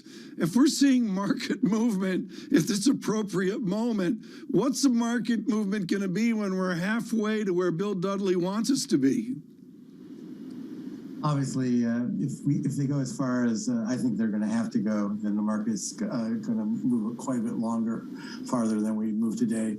I thought what I took away from the statement was from the press conference was that he thinks the economy is in a much better place than it was last cycle. And while he didn't foreshadow what the pace of tightening would be or how far the Fed would have to go, the implication was they probably would have to go a bit faster and a bit further than what people had been anticipating. And I think that you see that in the market reaction today. Bill, every line I read, when I look at the quotes and the notes I made, this is a very, very strong labour market, and my sense is we can move rates up without really hurting or undermining that labour market. This time, we haven't made any decisions about the path of policies, but the economy is so much stronger than it was back in 2015. These differences are likely to have important implications for the pace of policy decisions. I'll tell you what I heard and what many others heard as well, Bill, without him saying it. We can go at every meeting, we can do things quicker, and we can do a whole lot more. Is that what you heard as well, Bill? I don't think he committed to moving every meeting. I think he just committed to the fact that we're probably going to end up doing quite a bit more than what people anticipate. He also made it very clear that it depends on how the economic outlook evolves, and we have to be nimble. So I don't think he really wanted to get into the notion of the timing of tightening. I think the March summary of economic projections is going to be very, very interesting in a number of respects.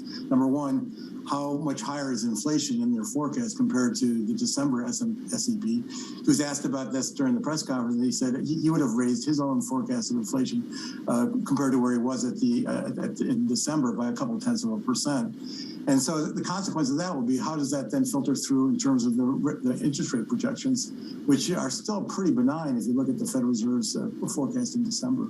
Bill, do you think that when we look back from a historical perspective, that it will be viewed as a policy error? The Fed Chair Jay Powell did not just simply end purchases of all assets at this meeting. I don't think it's going to make that much difference one way or the other, because they weren't going to raise rates at this meeting. They weren't going to shock markets. Chair Powell believes that it's very important that the markets understand what the Fed's doing and why the Fed's doing it, so the market can anticipate the Fed's before the Fed actually acts. That's a good way of communicating to the market, tightening financial conditions, easing financial conditions as the data arrive, as opposed to actually waiting for the Fed. So the Fed, this is not a Federal Reserve that's going to go out and try to surprise markets. That's why this notion of a 50 basis point rate hike is highly unlikely. Bill Dudley, the middle of March, we get that meeting of the summary of economic projections, the forecasts in that. You've said some of those forecasts are in, quote, fantasy land. I want to pick out the 2024 dot, which just about has a two-handle. And Bill, I want to ask you where you think that's going to end up in the next couple of months. When we get to March, when we have those forecasts, the size of adjustment, the scale of adjustment that you expect in the next SEP. Well, I don't think we're going to get to the right place all at once. The thing that I pointed out about the summary of economic projections in December was they have the unemployment rate beyond their notion of full employment for 3 whole years. They have inflation, though, drifting down to 2.1% in 2024, and they never move monetary policy to a tight setting. So the inflation just sort of miraculously evaporates without the Federal Reserve actually having to do something. What I think we heard today is that the Federal Reserve is starting to understand that they're actually going to have to do something. Bill, do you think that it's enough to just see a bit of a sell-off in bond markets, to see a bit of a sell-off in stock markets to actually affect their policy? Or has the economy and the markets gotten too divorced from each other to really have that policy mechanism? Well, I think the Fed can affect the economy mainly through its effects on financial conditions. The problem is that if the Federal Reserve pulls the handle that raises the federal funds rate, they can't be that confident about how that's going to affect the bond market and the stock market. So the linkage between the Fed's decisions and financial conditions is pretty loose, which is precisely why they have to pay attention to financial conditions in terms of how they set monetary policy. A lot of the inflation pressure that we're getting is coming from the supply side. Fed policy works on the demand side. Can you walk me through how they're going to bring inflation down by raising interest rates? Well, I think their view right now is demand is running above supply. But the supply is temporarily depressed by these supply chain disruptions. So some of that imbalance between demand and supply may be resolved by supply increasing. But it's also noteworthy what he said about supply. He implied that some of the supply chain disruptions are going to take a fairly long time to resolve. So that suggests that maybe the upward pressure on inflation is going to turn out to be more persistent than the Fed had hoped for. I think the other thing that I got from his comments was he really does view the labor market as very tight. He talked about a whole set of indicators suggesting how tight the labor market was, the quits ratio, the ratio of unfilled jobs to unemployed workers, anecdotal reports from business people having trouble finding workers. So I thought that was very interesting. It suggested to me that they understand that they're a bit late. You suggested that the Fed may have to go significantly above what they think is the neutral rate.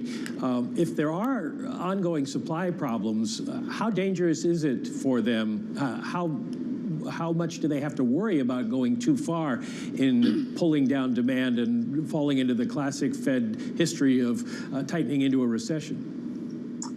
Well, you're getting at the whole point that it's hard now when unemployment rate's below where you want it to settle out to be consistent with stable inflation, and inflation's above your target. It's very hard at that point in time to manage things to a soft landing.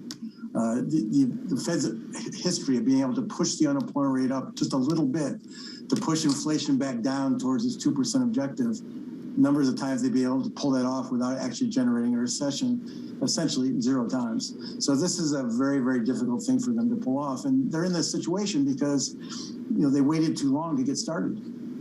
Bill Dudley, got to squeeze this in. One more question, and this is to all the heritage of how you built Goldman Sachs economics. You, Ed McKelvey, and a very young Jan Hatzius said, never forget about corporate America. You did that with Abby Joseph Cohen. What do these announcements today, what does the trajectory we see of a 2 standard deviation move in the 2-year yield, what does that signal to corporate America?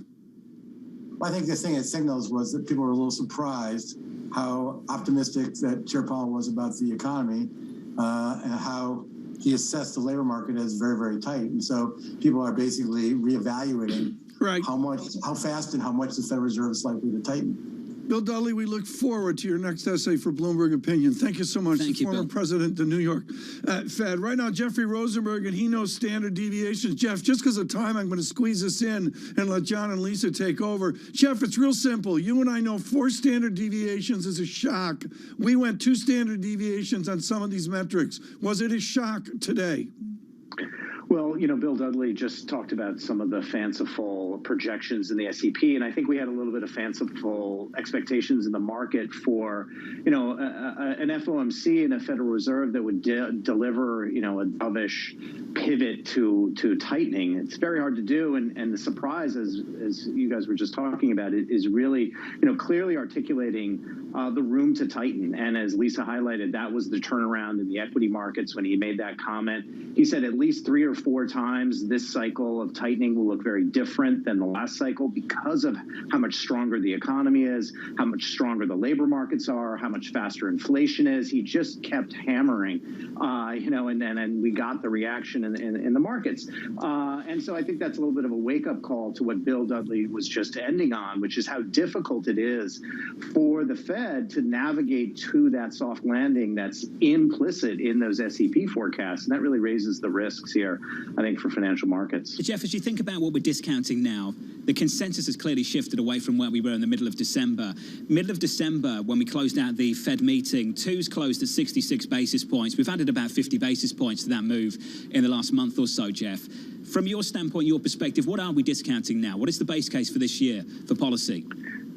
Yeah, well, you're starting to price in, and you heard a lot of the questions. The market can overprice the pace of tightening here in 2022. I think Dudley was pretty clear to lay out that they don't expect to increase that pace, but the market is also, the forecasts have been wrong, and they may end up having to do that. But that's what we're starting to do here today with the 2-year, up as aggressively as it is to contemplate not the every other meeting cycle. He got that he got that question, he said they haven't made any determination, but everything he said kind of pointed in the direction of that possibility. So the odds have gone higher, so that has to be reflected in prices. I think that's what we've seen. But I think the bigger issue here, as Dudley just said, is really that forecast of the terminal rate. It's very hard to see how the Fed is going to end at those kind of terminal rates and achieve its inflation objectives. And so that will remain, a real challenge for the markets to price in. And that you're not seeing. You're seeing all of the action in the front end of the curve.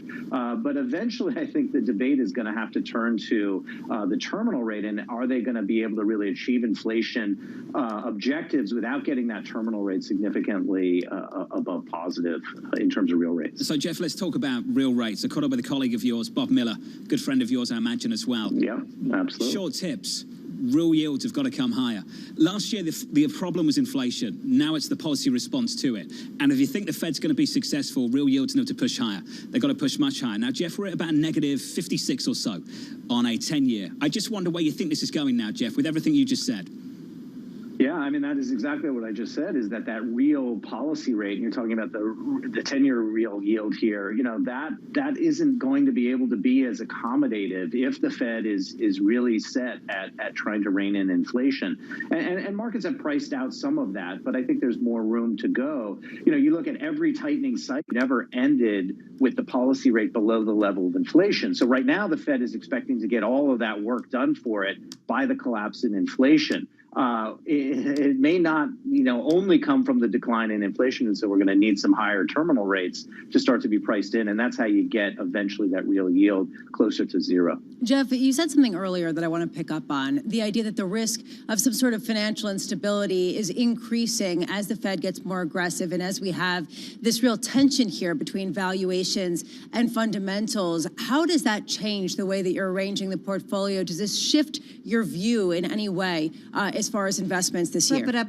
Ready, guys? Well, we came into this year, sort of already recognizing that a Fed tightening cycle, particularly with the uncertainty around the balance sheet and the degree of uncertainty around inflation was really a different environment. Plus, it's a busy earnings day with Apple, Robinhood, and Visa all reporting after the closing bell. That concern, just given how clear Chair Powell was in terms of his expectations for the room for tightening, perhaps the need for tightening. But I think we came into the beginning of the year, and I think all investors have to come into this year understanding that it's a much more challenging backdrop for investing when that balance sheet that's been operating so supportively in the background. They may want it to be operating in the background, but when you're draining that liquidity, it's hard to see how that is supportive the way it has been, throughout this post-COVID environment. Jeff, do you think that the balance sheet is the sole reason that real yields are as negative as they are, and that is the reason why we're seeing real yields on 10-year notes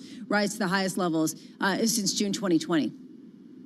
It's a combination of many things. There's been a long debate and a lot of academic research around real rates and their trajectory. Certainly lots of factors, but absolutely monetary policy, global monetary policy, the combination of epic amounts of monetary and fiscal policy coordination in the COVID reaction, persistent zero and negative global interest rates, all these factors, correspond to negative real interest rates, and other ones I haven't mentioned, global savings glut, demographics. So there's a lot of factors in there, but the big one that's changing in the short run is clearly here the monetary policy expectation and the balance sheet expectations. Hey, Jeff, thank you. We've got to catch up soon.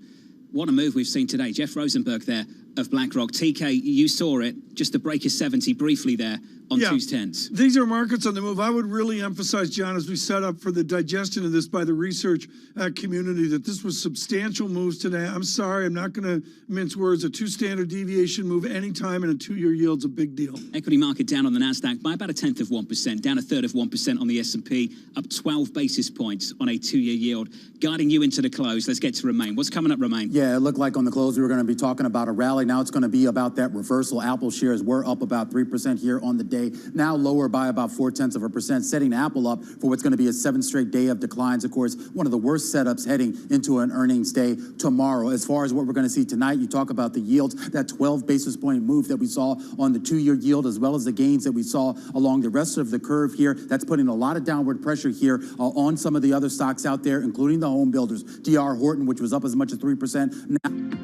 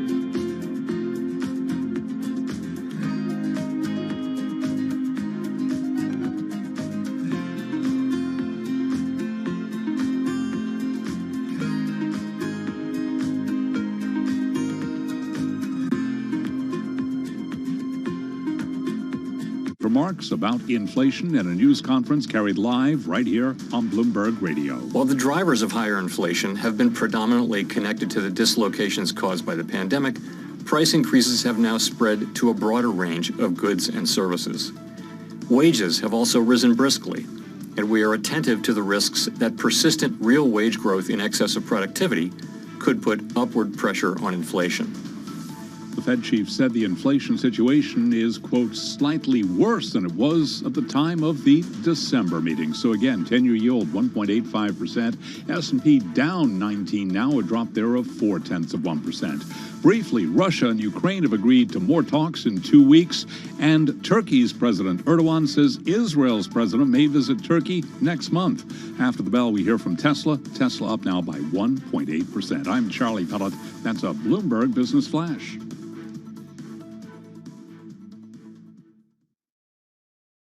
I'm driving in my car. How about you let me drive? Oh, no. Who's gonna drive you home? Honey, please, I'll do the driving. Drive on. Excuse me, I want to drive. It's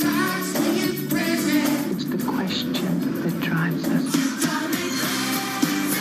This is the Drive to the Close. That funky music will drive us till the dawn. On Bloomberg Radio. All right, folks, just about 12 minutes left in today's trading session. It is time for the drive to the close on this Fed Wednesday, the first Fed meeting of 2022, Tim. One and done. One and done. Well, we heard some headlines from Charlie right there, but the FOMC signaling its intent to raise interest rates, quote, soon. Right, March. Soon. Jay Powell talked about March. Oh, he did? He did. He gave us some specificity. So let's see what Eric Stein has to say. He follows fixed income, chief investment officer of fixed income over at Eaton Vance. He's on the phone in Boston. Eric, nice to have you here with Tim and myself. We have seen an interesting trade. Initially, we saw stocks rallying. They have come off their lows. They are now in the red following the Fed meeting and also the press conference by Jay Powell. What's most of note, I think, safe to say, is what we have seen along the yield curve. That 2-year note, the highest level that we've seen since, I think, February of 2020, 5-year jumping more than 10 basis points. That yield curve, how should we read that? Yeah, first off, thanks for having me on. And, I completely agree with your question. To me, that's the most interesting thing that strikes me looking at the price action. I think when the statement came out at 2, not huge moves. Yields were already up a couple basis points and weren't really moving. But now that we have this flattening led by a sell-off in the front end, I think, maybe it was the question to Powell about, would you go 50? And he didn't fully rule that out. I doubt they would start with that. But I think, maybe a little more conviction in the market that they're really ready to go. Although, I would argue before this meeting, March was very, very likely to happen. So I think certainly the inversion, not the inversion, but the flattening of the curve, I should say, typically not a great sign for risk markets. So probably why you see the stock market selling off here. Yeah, it was pretty wild, especially when it came to tech stocks, Carol, and the way that we saw a decline in the NASDAQ of a magnitude of more than 3% from a gain of 3%. Hey, Eric, I'm wondering about the question that Jay Powell got about these markets. He was asked that by Neil Irwin of Axios. And look, he said the ultimate focus is on the dual mandate. We look at broader financial conditions, but of course, those markets can be connected to the economy. Even though they're not the economy, they can be connected to the economy. Yeah, no, I 100% agree, and I think it's a really interesting point because there's a big narrative out there that now the Fed, the so-called Fed put, is completely off the table, and I would argue it's certainly farther out of the money maybe than it was before. The Fed is more concerned with getting inflation down and a little less concerned, if they tighten financial conditions, but they still care about financial conditions a lot because, as you say, with your question, they very much correlate to the broader economy. And I think they care about different parts of the financial conditions. So credit markets, things like that are really core to the real economy, they'd be a lot more concerned about. If tech stocks or if cryptocurrencies fall, things that had just massive price gains really since the low in March of 2020, they're maybe happy about it because taking some froth out of the market, or at a minimum not concerned. So I think it really matters where within a financial conditions spectrum or continuum that we're talking about. Well, speaking of financial conditions, and I think many would argue that meme stocks and crypto are not really the legitimate financial markets. Forgive me, send me hate mail. Yeah, you're going to get busted. I'm okay with that. Mike Regan, the Bloomberg Big Take, it's the cover story of the new issue, or will be of the new issue of Bloomberg Business Week magazine. You talk about financial credit conditions or financial health, Eric, and if you look at corporate balance sheets, man, they are healthy, and you see companies with tons and tons of cash on their balance sheet. Mike talks about the CFO put, talking to various experts on, in terms of who are watching these balance sheets, like yourself, and says that gives companies a lot of room to do buybacks and they are never hesitant to do that if they need to shore up their prices or make deals like Microsoft did with Activision, which is a better way of putting your money to work in terms of generating growth versus just sitting on cash. And shouldn't that provide support to the equity market? Yeah, I think it does. I think you really have to look at which component of the equity market. I mean, I think the beginning of the year was more a pro-value, anti-growth kind of rotation trade. And then, as we started to get, markets started to get concerned more about Fed rate increases, that I think that relative spread has stayed the same, but kind of all equity prices have been under, some pressure the past couple of weeks, but particularly the higher growth names versus the more cyclical stocks. So yeah, I think to me it's really tough for the broad swath of equities to do well if credit spreads widen. So if credit spreads stay where they are, and we have seen a little bit of widening in investment grade corporates and in high yield corporates, but it is nothing dramatic at all. I think generally speaking, the credit markets have held in there pretty well given the volatility we've seen in rate markets and various parts of the equity market. Eric, when do we sit down, think about today, think about the first couple of weeks of 2022 and say, hey, folks, the Fed only raises interest rates if they think the economy is doing okay, which we heard from Jay Powell. Let's not forget early in a rate cycle that it tends to actually bode well. It's a sign the economy is getting back to normal. It can do it on its own without help from the Fed. Yeah, look, markets to me sometimes focus on whatever they want to. So certainly you could see a narrative in a month or two, the market's doing well as Fed slowly but surely raises rates. And what do you focus on? Do you feel confident about the economy? Do you feel confident about the economy? I do feel confident on the economy. I think to me the most interesting question, really in the economy, and there's all this debate, inflation, it was transitory. Now people are saying it's not. I think parts of it weren't, parts of it weren't.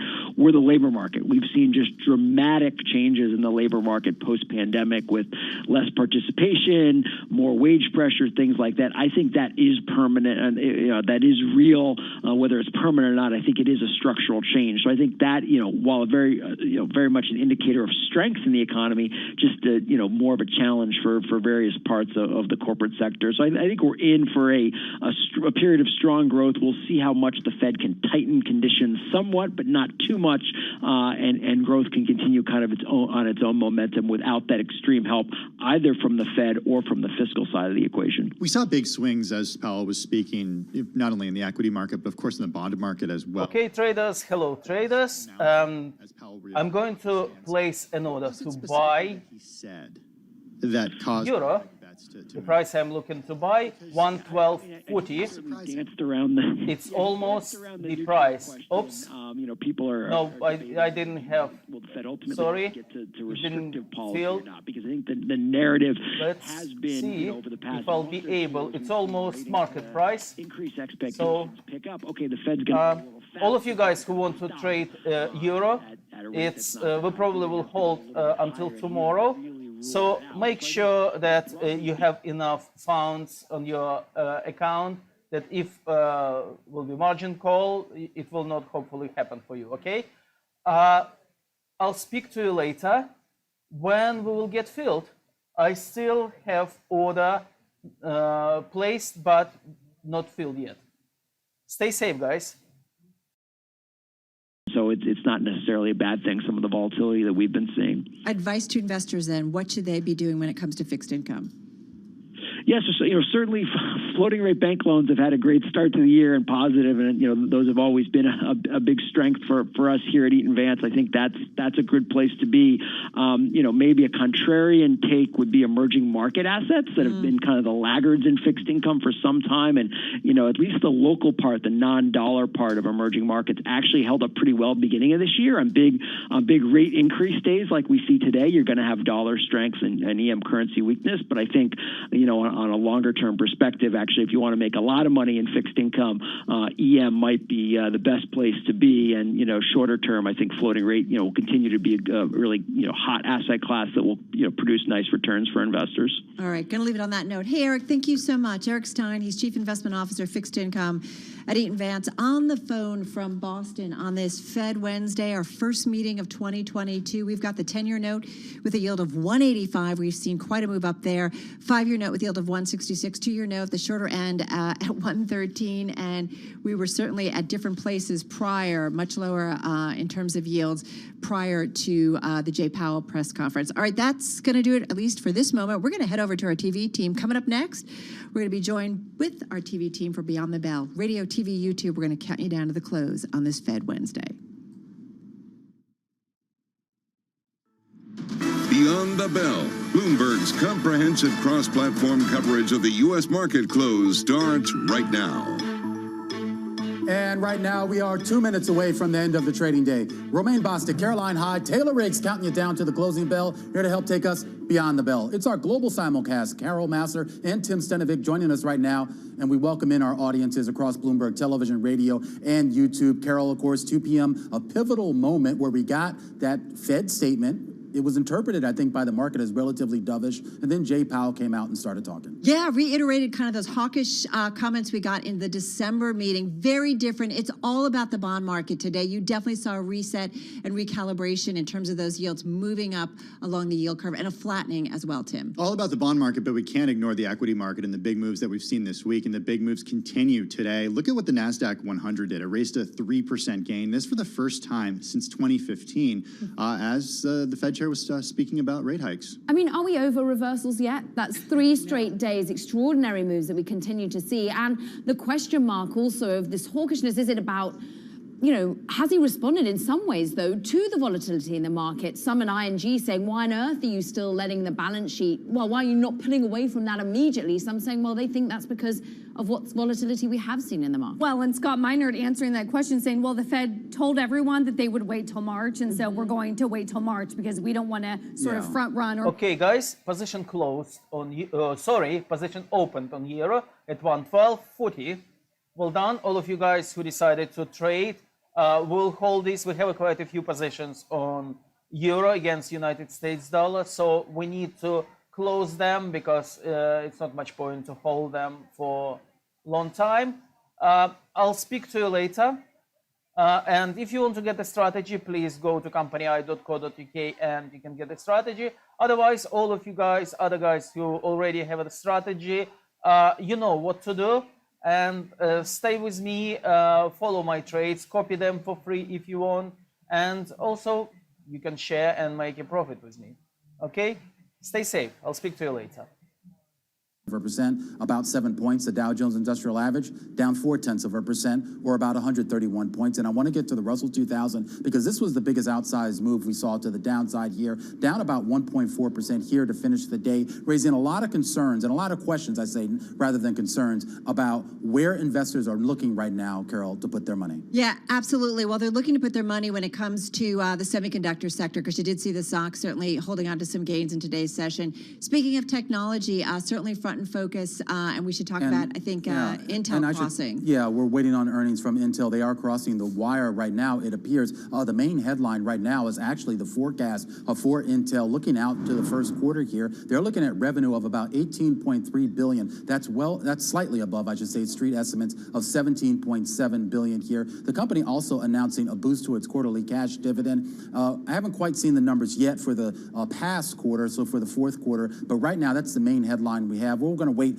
a little bit longer here, Carol, to get some more numbers here, but you see right now the immediate reaction is slightly unchanged. Yeah, we dig into what, of course, is an Intel press release, financial results that we want to be digging into and their earnings release. But this is a company that's making investment that is, of course, looking to bring supply chain issues to the fore. This, of course, something that Fed Chair Powell was talking about, Intel building fabs here in the United States because they don't want to be so dependent on a global supply chain. Interesting take, I thought, the Fed Chair Powell was saying, look, supply chains issues, particularly in the chip sector, going to be here until 2023. Yeah, and that's a really good point, Caroline. This is really a future forward-looking story. You talk to analysts, and that's what they're going to say. We know numbers are going to be skewed because they are spending billions to really beef up their manufacturing capability and their fabrication plants. We should point out that the first quarter EPS, adjusted EPS, 80 cents a share. That's 6 cents shy of what the street was looking. And we did hear from Romaine earlier talking about the first quarter revenue, about $18.3 billion, folks. That's above estimates, Taylor.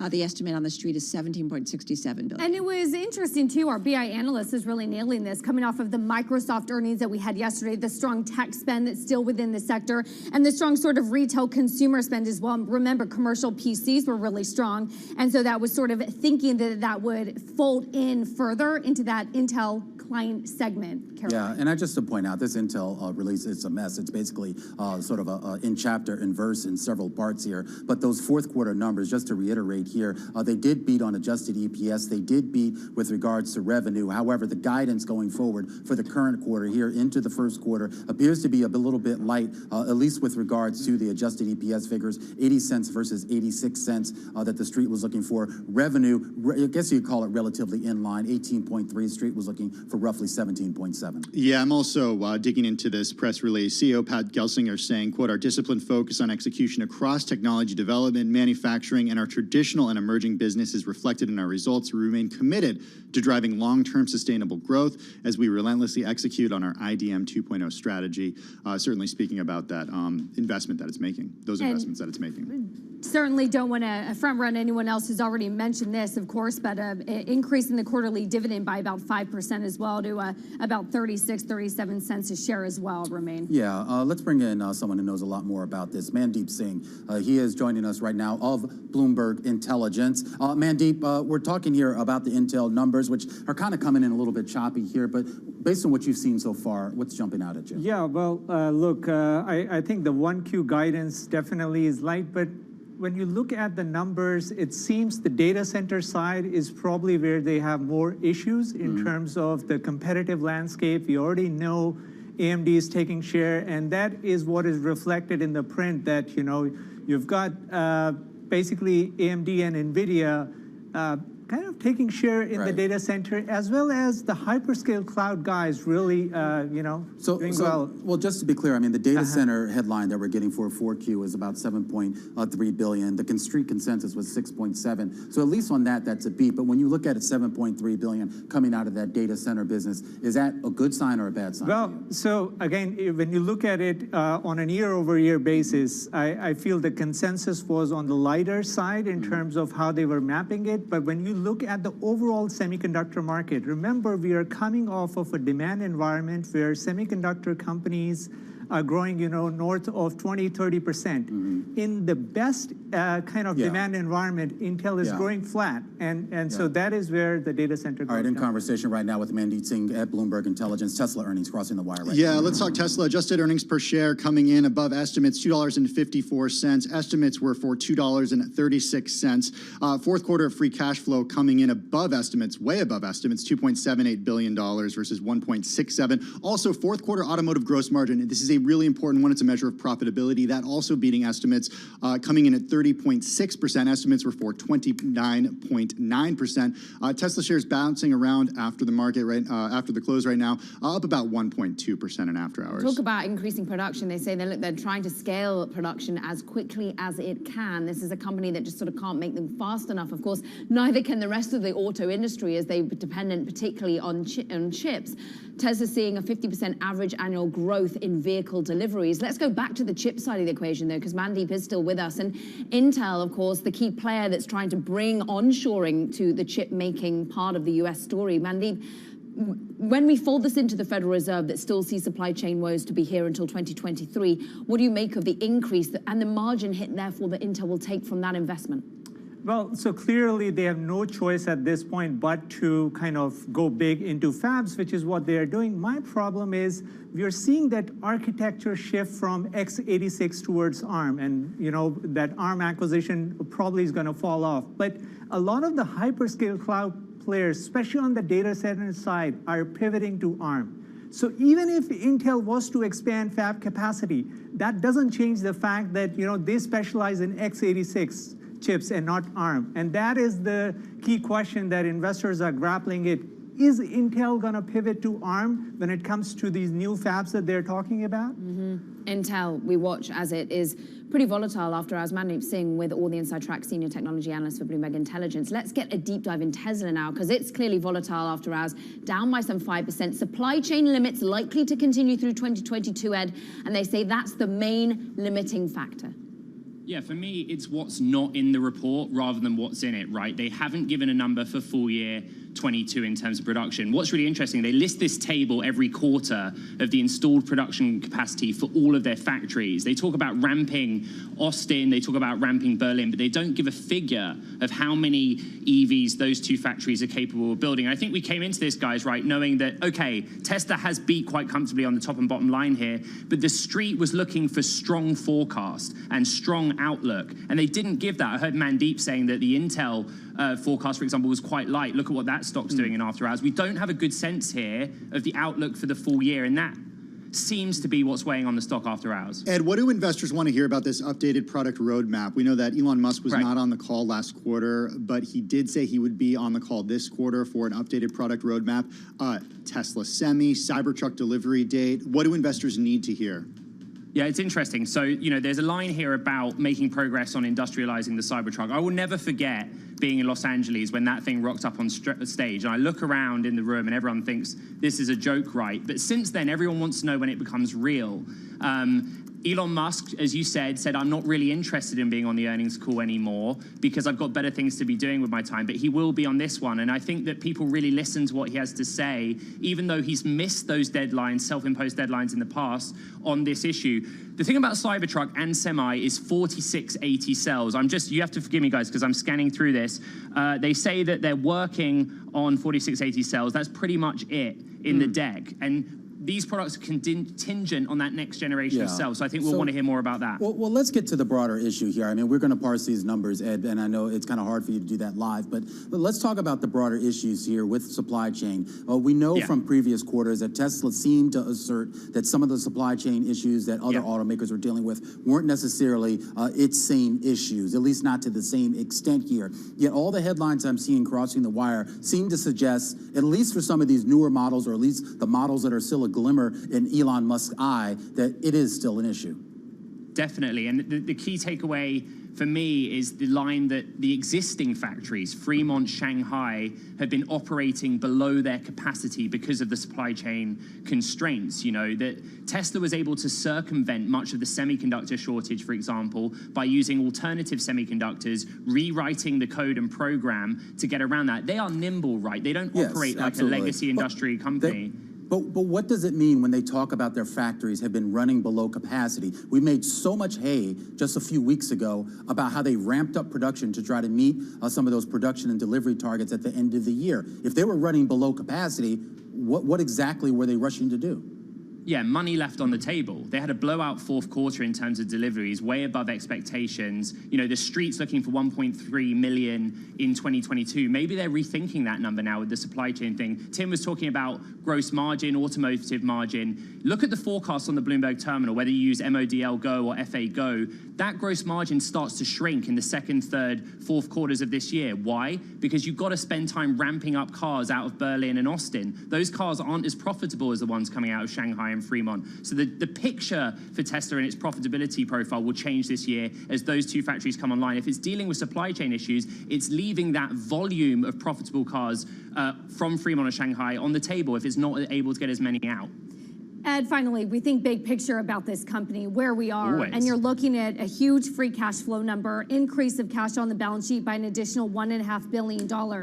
For a while, we thought this was a company maybe on a going concern a few years ago that would struggle. How do you think in the headwind that could be slowing margins in the future, this is a balance sheet that maybe has never looked better?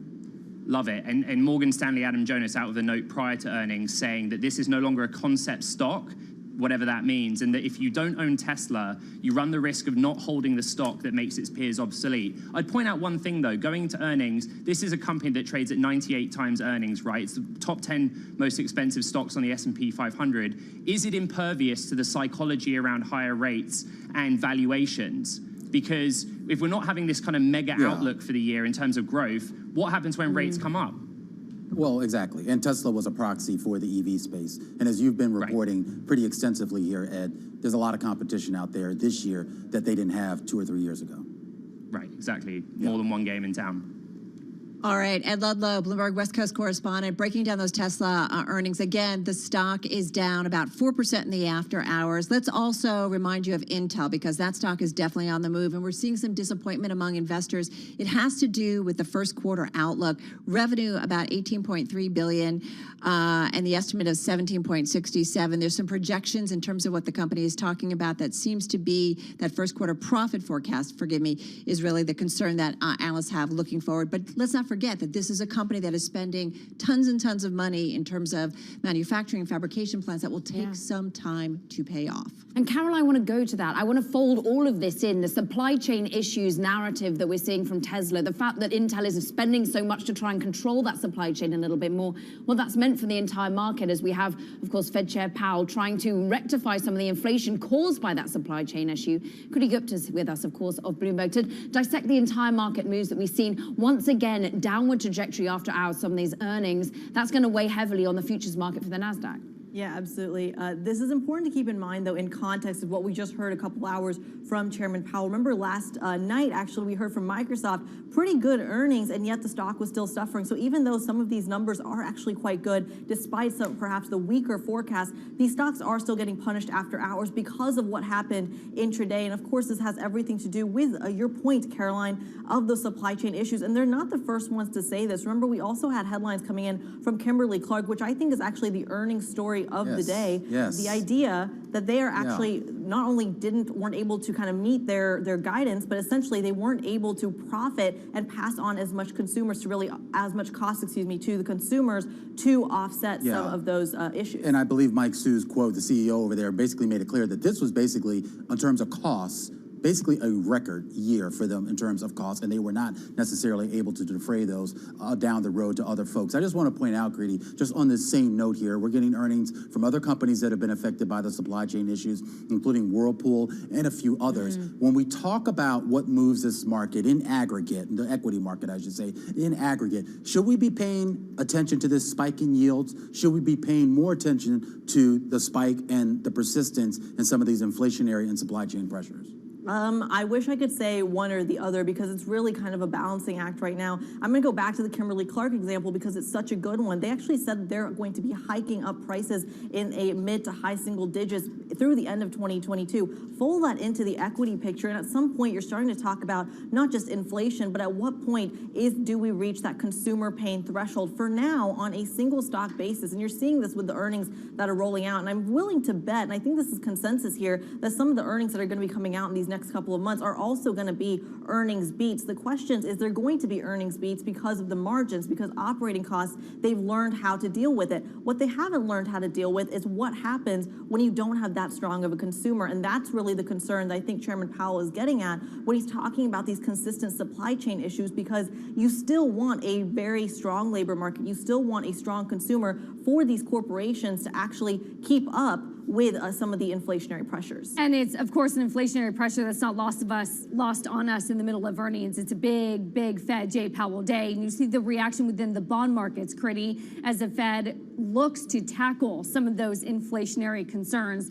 Put into perspective, again, the volatility that we've seen given massive move up in yields today. Yeah, well, let's just talk about one of the major things that Chairman Powell said. Yes, he talked about supply chain issues, but I'm just going to look and read some of the headlines he said here. He doesn't rule out raising rates at every FOMC meeting. He also doesn't rule out the size of the interest rate move. So once again, he's actively saying that there could be put on the table a 50 basis point rate hike. Taylor, before this meeting, that wasn't something that was coming from the Fed at all. That was purely traders saying, well, the euro-dollar strip is, or swaps, I should say, the swaps market is actually pricing in a 27 basis point rate hikes, and because we only move in about 25 basis point increments, therefore a half point rate hike could be on the table for March. Chairman Powell coming out and saying that is totally plausible. What's important to keep in mind is put this into context here. There are several banks around the world, central banks around the world, emerging markets that have tried to hike rates and are trying to tackle inflation, and they haven't been able to do it. It'll be interesting to see just how persistent this Fed is. 186 right now on a 10-year yield, 116 right now on your 2-year. Bloomberg's Kriti Gupta there. Romaine Bostic here alongside Caroline Hyde, Taylor Riggs, Carol Massar, and Tim Stenovic. Carol, wow. Yeah, I mean, a big week. Certainly the Fed news, it does feel like there's a reset in terms of the bond market, but these earnings after the close, I mean, we're seeing Lam Research also out with some disappointment. That stock's down about 9%. Tesla's down. We're obviously seeing Intel down. We'll see that is certainly going to continue to What's the setup for Apple tomorrow in all this? Supply chain questions. Yes, absolutely. consumer strength. No question. Consumer demand. Yeah, that's a good point. Consumer demand. And what's the pricing power that Apple has right now? I mean, I go to Whirlpool, the CFO giving us an interview saying the underlying consumer demand is actually stronger than we're seeing in shipments today because we're all shipping everything we can produce. This is why Fed Chair Powell has to, at the moment, decide that it's inflation or nothing. And the market got spooked by that. Yeah, got spooked by that. And Whirlpool, I mean, look, they had basically no real revenue growth this most recent quarter. That's down from 4% growth the previous quarter and 32% growth that we saw in Q2 of last year. Tesla, limiting factor, supply chain. That is what they're saying. This is the issue for these businesses. If you want to buy a car, you cannot buy a car. If you want to buy a washing machine, you better just take whatever they got in the back that's dented and scratched up. That's all you're getting. It will right itself, guys. That's how supply and demand works. 2023. How do we know this isn't the end? Demand hasn't been an issue, right? It's been supply. All right, we'll continue. I know you are. All right, that's going to do it for Beyond the Bell. Cross-platform coverage on radio, TV, and YouTube. We'll catch you again, same time, same place tomorrow, everybody.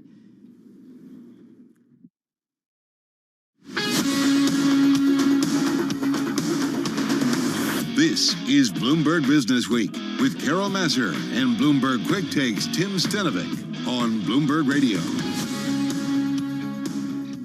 And some important ones. We continue to see Tesla down about 2.3% in the after hours. We saw Lam Research is down about 7%. What are we seeing on Intel right now? Yeah, Tesla bouncing off of those lower. It was down as much as 6% earlier, Carol. But yeah, investors digesting that. Taking a look at Intel, it was down earlier. It's down about 3%. Yeah, down about 3% right now. Yeah. Hey, somebody who's been following this very closely and all of the action after hours is Charlie Pellet. Let's head to him now for an update on the market. Hey, Charlie. Well, hello there, Tim. Let's get right to the numbers. Here's what happened today. The Dow, the S&P lower, NASDAQ eked out a gain. S&P falling 6 today, down by about 0.1%. Dow Industrials down 129, lower by 0.4%. Choppy trading right after the Fed announcement, initially higher, ended with a loss on the S&P. NASDAQ, though, eking out a 2-point gain up today by less than 0.1%. 10-year 1.86%, 10-year down 27 seconds. Spot gold down 1.7%, 18.17 the ounce. West Texas Intermediate crude up 1.7%, 87.09 a barrel. Stocks fizzled, bond yields spiked as Jay Powell signaled the Federal Reserve will steadily unwind its pandemic-era stimulus as it fights rampant inflation. Here's the Fed chair in remarks carried live here on Bloomberg Radio. At the Federal Reserve, we are strongly committed to achieving the monetary policy goals that Congress has given us: maximum employment and price stability. Today, in support of these goals, the Federal Open Market Committee kept its policy interest rate near zero and stated its expectation that an increase in this rate would soon be appropriate. So while investors very much focused on the Federal Reserve, lots of earnings after the bell to digest. Intel out with a disappointing forecast for profit in the current quarter. Intel shares down by about 3%. Tesla sinking, supply chain snags, keeping plants under capacity. Lots of moving parts, lots going on. We've got you covered. Recapping, S&P down 6, drop now of 0.1%. I'm Charlie Pellet. That is a Bloomberg Business Flash. All right, Charlie Pellet, thank you so much. You are listening to Bloomberg Business Week. Carol Masser, along with Tim Stenovic, here in our Interactive Broker studio. This week's cover story also happens to be today's Bloomberg Big Take, and it's really so relevant. It's about the ugly start to stocks this year, figuring out what's real, what's not. It's important to not get lost amid all the talk of bubbles and high flyers. Here to help make sense and talk about this Business Week cover story is our own Mike Regan. He's senior editor for Bloomberg Markets. He's with us in the Bloomberg Interactive Broker studio. Probably nobody better to talk about this on a day like today where we see wild swings, especially when it comes to tech stocks, than Mike Regan. Mike, it's been an ugly start to the year, as you write, but some of the froth that we've seen taken out of this market from the ultra-speculative companies, it's starting to hit the stalwarts. It's starting to hit the blue chip companies. Oh, yeah, absolutely. How do we read into that? I mean, I think, obviously, and today we saw just how utterly important the language coming out of the Fed was. And I think it's become clear, even more clear after this press conference from Jerome Powell today that, the so-called Fed put, the notion that the Fed would sort of come to the rescue of the stock market if their plans to tighten policy, cause some volatility. That is not exactly alive and healthy right now, and if it is, it's certainly going to take a lot more than what we've seen. It's going to take enough volatility in the market that it really starts to threaten the economy. And I think that's the underlying tension here for a lot of investors is, okay, this easy money monetary policy really and low interest rates really sort of boosted valuations, lifted all boats. Among the boats that were lifted the most, clearly, though, were the highly speculative, innovative, but not yet profitable companies in the market. So I think it's just a downdraft that is infected the blue chips as well. But I do think, the comparison everyone likes to make is to the dot-com bubble because it was very much valuations got out of hand, and then the fall was much harder as a result. I think the big difference is those blue chips this time. They're just so healthy. They're so integral to the backbone of the economy, your Amazons, your Microsoft, your Apple. And there's just so much cash on their balance sheets that I think rather than thinking about the Fed put, I tend to think about sort of, we call it the CFO put, the notion that there's so much cash sitting in accounts at these firms that, well, what are they going to do about it if their own stocks get caught up in this downdraft? Well, maybe they'll increase buybacks. Maybe they'll buy up some of the weaker names that are getting hit the hardest. I want to bring in Bloomberg Business Week editor Joel Weber, because Joel, Tim and I were we were thinking about Mike's story back in December. A wild emotional year has changed investing maybe forever. And the wild emotional year continues in 2022. Markets, no doubt about it. It is the big story this week. That was really good radio voice. That you sounded exactly right. Thank you very much. So look, like we kind of spooled this one up. I liken it to picking up a bat phone or putting a bat light up in the sky for Mike to see. And after last week and heading into this week, we knew we needed to do something big in the magazine about it. We called it The Big Chill as the cover story, and then of course we publish it in the morning. Markets go up, and what's kind of like holding my breath about like, wow, did I just make a terrible cover mistake? And then lo and behold, Jay Powell speaks and things turn red, and I feel like it's all worked out, except rooting for red can be slightly weird. I want your crystal ball. That's all I'm going to say, Joel Weber. But it does feel like there's this kind of just mood change. Feels like the winds have really changed, Mike. That this euphoria and this big punch bowl where everybody was having a good time. Suddenly, like maybe the party's really ending here, right?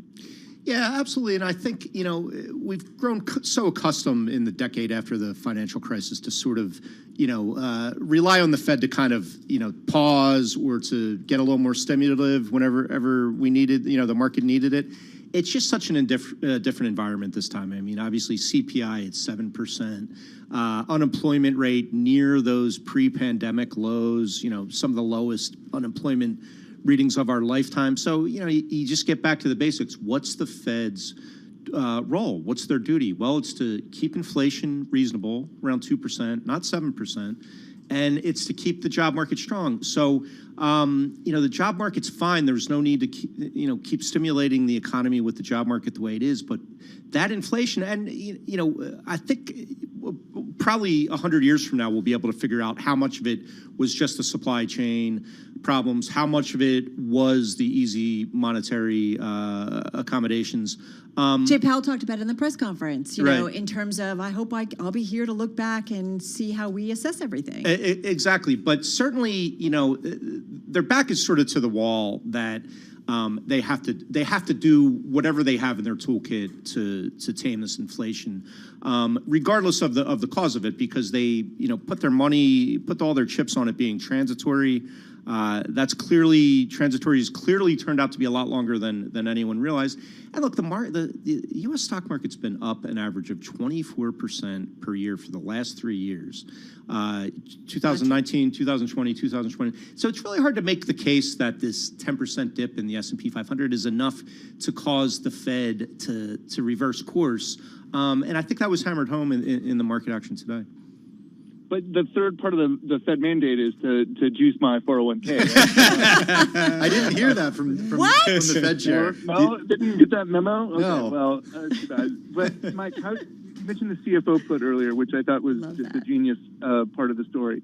How big and how does that compare to what the Fed put has looked like, and just break that down for folks who are listening. Well, it's not going to be the type of thing. I mean, the Fed put can get exercised in the blink of an eye if Powell says, gives a speech or the statement indicates that they're pausing.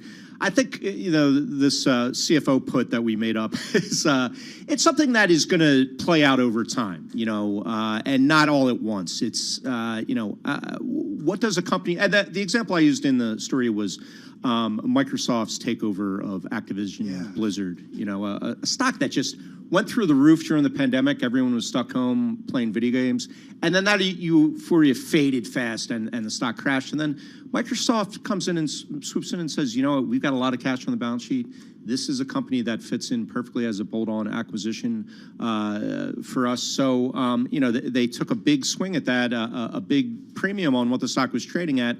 Those type of things, they'll support the target company, obviously, but they kind of have a halo effect on the whole space. Now everyone's thinking, oh, okay, what's the next company like that that these tech giants are going to be shopping for? So I think we'll have to see it play out over time. But the point you make with the CFO put, and I love that, I think we're going to be using that over and over, is the idea that company balance sheets, I mean, they've had years to get access to cheap money, cost them nothing. They have tons of money to play with, and they can do buybacks, they can do deals that can generate growth at the companies. I mean, that's positive. It should support the equity markets. Absolutely. Like I said, and it might not be as clean and as immediate as, say, a Fed, pivoting, but it's something there that I think will potentially bring some support at some time. Just to put some numbers on it, almost $2.5 trillion on S&P 500 company balance sheets. That's up about 50% since the period right before the pandemic. So that's a big bump in cash. And if you look at, it's kind of wonky, but net debt to EBITDA, in other words, earnings before interest, tax, depreciation, and amortization, just kind of a metric that shows you, how capable are companies of paying down their debt load. That metric is pretty much as strong as it's ever been, that ratio. So, but these are important metrics to look at. Yeah, and it just shows that, it's a lot different than sort of past scenarios. I know Wall Street loves a good parallel from the past, but every period's different, and I think these are important differences about this period. Okay, so keeping with the differences, you mentioned the Activision Blizzard acquisition that Microsoft announced recently. Hasn't gone through yet.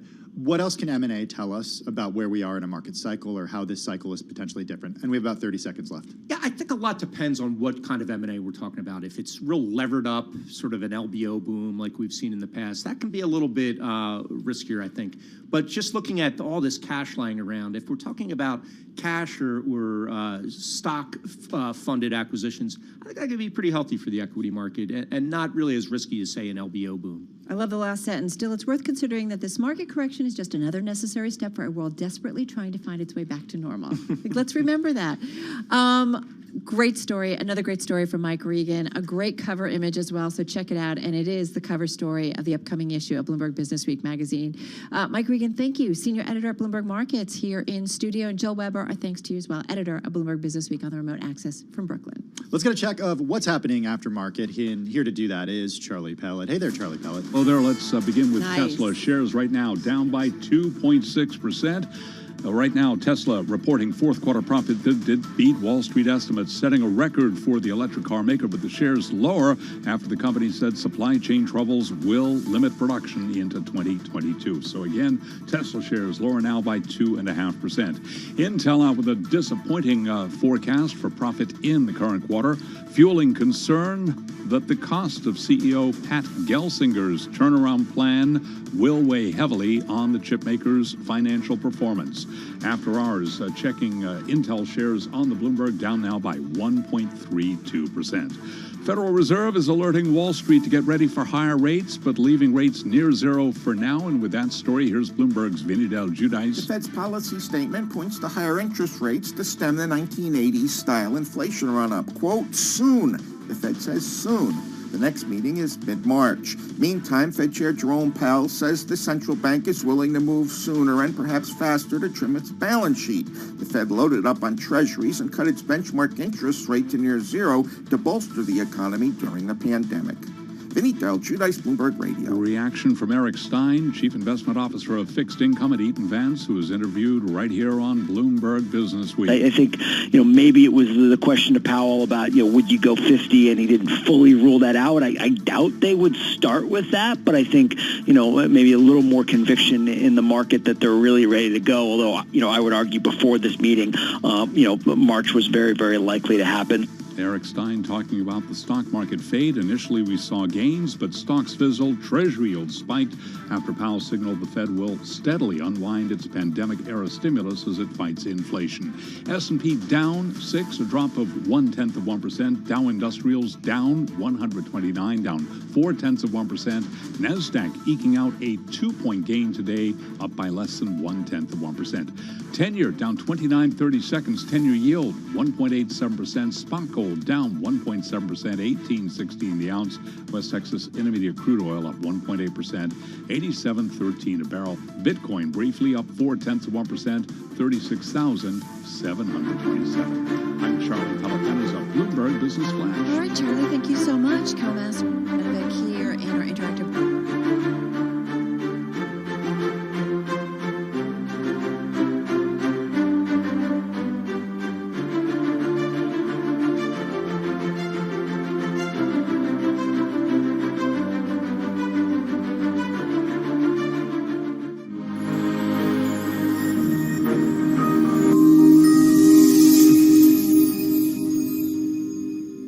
Here, great to be talking with you again. Many macro questions are out there, right? About the outlook, what this year looks like. Will it be more normal, more like our pre-pandemic world? How do you see it? Well, I don't know if any of us know what normal means anymore, I think is the honest answer. I certainly don't think that going backwards is what's going to happen. When I think about the consumer, and especially the consumer's financial health, think about in 2019, we were all talking about the fact that 40% of Americans struggle to deal with a $400 surprise. Right. FedStat, we all knew it and cited it. Then jump to the pandemic, personal savings rates at record high, median check balances up more than 50%, people, locked down, they can't spend. And now child tax credit payments have ended for tens of millions of people. Inflation is here. We see consumers potentially about to get refund surprises on the negative. So, I think we're in an unstable world, and the consumer is trying to find the new normal and balance, just like companies are. Well, how do we reconcile that with what we heard this week from Fed Chair Jay Powell? He was asked a question about inflation and it affecting Americans who differently at different elements of the income spectrum. And he said it was less about inflation affecting some people more than others, but the issue was that people who were living paycheck to paycheck were now spending so much on gas, so much on food, that it was becoming an issue, and it is an issue. Explain that. Yeah, well, here's what we see. And, there's a great stat from the Financial Health Network that 2/3 of Americans are not financially healthy. And I can tell you in our business, when I travel around the country and I visit our offices and I hear our consumers talk, we serve Main Street America. And I consistently hear that this tax refund is the most important check they get all year, but it's already spent. They're using it to pay bills and reduce debt. We hear way too often that they're relying on payday lending or overdraft fees or other things just to get by in short-term cash. So on the ground in communities across this country where we operate, we see every day our clients still struggling managing cash flow day to day. And you guys are working on helping those individuals. I'm curious about how that's going. And I also do wonder in this macro environment, and be it Fed strategy or what the Fed says, how does that impact some of the business strategies that you've got out there, Jeff, and being able to implement them this year? Yeah, absolutely. And so two things that I'm thinking a lot about right now. One is our launch of Spruce, which is our mobile banking platform, and it is designed and built with that insight in mind, that we hear from our customers this struggle. And so Spruce is really a product to help people be good with their money, to save a little more, to make their dollar go further with rewards. We think that product is right for the times, given the real financial struggles that we know people have. No fees, no minimum balances, no hidden fees, those kind of things. That's one part of our business that we're very excited about with this product. And you can move forward no matter what the outlook this year? Absolutely, and we think in an environment where people are looking for tools to help them be better with money, that Spruce is even more right for the times, because it is, no hidden fees, no minimum balances, and they're able to, set up really easy savings accounts. When they use the card at thousands of major retailers, they automatically get cash back into savings.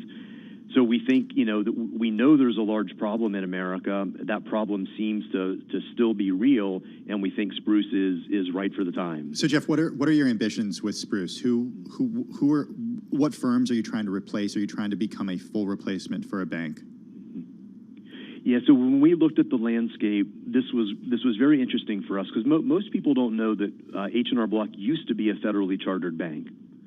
And we sold that charter years ago, but we've been offering multiple different financial products in the meantime. But as we looked at the banking landscape, we see the traditional banks that obviously have stability. Depending on the brand, they have questionable trust. We know banks are not widely trusted, and they generally have been missing the modern user experiences and digital features.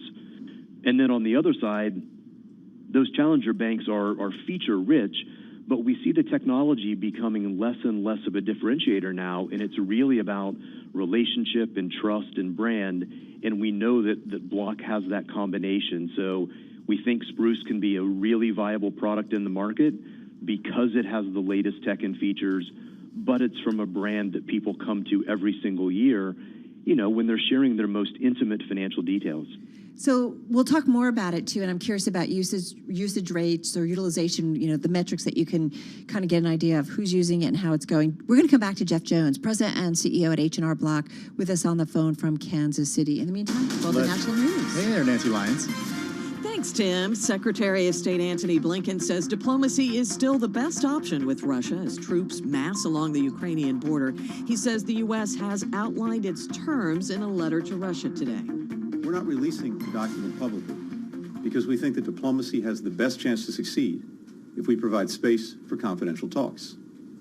We hope and expect that Russia will have the same view and will take our proposal seriously. Blinken says the U.S. is prepared to act, though, should Russia invade Ukraine. French President Macron says Russia has agreed to a meeting in 2 weeks with France, Germany, and Ukraine. The Supreme Court's oldest justice, Stephen Breyer, plans to retire, according to those close to him. It would give President Biden an opportunity to follow through on a promise to nominate a black woman for the vacancy. The Biden administration says time is of the essence as it urges passage of a bill to aid the semiconductor chip industry. The Senate has already approved one version, with the House expected to take it up as early as next week. Commerce Secretary Gina Raimondo spoke with Bloomberg about the need for action. There is broad bipartisan agreement that we have a national security crisis on our hands if we don't increase the domestic production of chips. Secretary Gina Raimondo says the chip supply chain remains fragile, with more than 60% of the U.S. supply coming from Taiwan. The Coast Guard is battling time and ocean currents as it searches for 38 people still missing off the coast of Florida 4 days after a suspected human smuggling boat capsized in a storm. The accident killed at least one and left a single known survivor. Global news 24 hours a day on air and on Bloomberg Quick Take, powered by more than 2,700 journalists and analysts in more than 120 countries. I'm Nancy Lyons. All right, Nance, thank you so much. You're listening to Bloomberg Business Week. Carol Massar, Tim Stenovic. An interesting story that just hit the Bloomberg terminal, and it relates to some news that came out earlier today about the biggest Swiss bank buying U.S. robo-advisor Wealthfront. Tim, it's a $1.4 billion deal. When it crossed, you sent it to me, and you're like, whoa. I sent it to you because you and I both several times have spoken to Wealthfront executives on this program. Let's talk about the deal and then talk about implications, because I think they're far and wide. So it's going to add more than $27 billion in assets under management and over 470,000 clients to that are here in the U.S., according to UBS. It accelerates the company's plan to win over affluent customers with assets of $250,000 to $2 million. That's a group that the bank hasn't targeted yet in a meaningful way. Well, and I love this story by Claire Ballantyne. Yes, That's so do I. She said the deal signals how old guard institutions that have traditionally catered to the world's moneyed elite are recognizing the importance of attracting younger clients whose vision of banking differs drastically from their elders. I'm curious, all right, how this sets off a bunch of other deals that we might see among the traditional banking sector looking at all of the upstarts. Yeah, in other words, she writes, just the good old rich, ultra-rich won't do anymore. UBS Group is going after young clients who are still accumulating wealth. So let's talk about other implications of this. You, in an email to me about this, said, watch out for other M&A, and I completely agree about that. Betterment, the biggest sort of peer of Wealthfront, New York-based, robo-advisor. Does it IPO? Does it get snapped up by someone else? I also wonder, because Wealthfront's promise has been to its customers that you're not getting the fancy financial products that don't actually outperform the market in the long run. You are getting index funds in a well-diversified portfolio, set it and forget it. How does UBS, integrate them? Exactly. Do they integrate them? Exactly. Do they keep them separate? The point is, too, the story by Claire, robo-advisors, they now manage some $785 billion at the end of 2020. And maybe, obviously, small still in comparison to some of the established guys, but nonetheless, that's catching everybody's attention. All right, we're going to continue our conversation. We're going to go back to Jeff Jones over at H&R Block. He's the CEO in just a moment.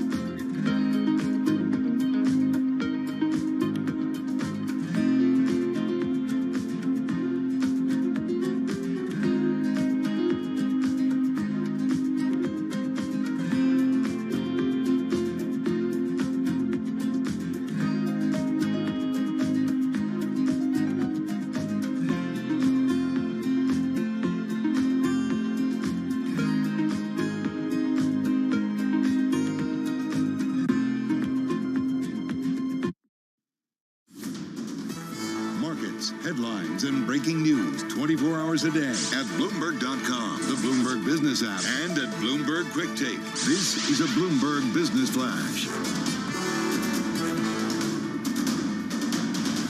From Bloomberg World Headquarters, I'm Charlie Pellet. Intel shares bouncing around after hours. Right now, they are lower by 0.4%. It did deliver a disappointing forecast for profit in the current quarter, fueling concern that the cost of CEO Pat Gelsinger's turnaround plan will weigh heavily on the chipmaker's financial performance.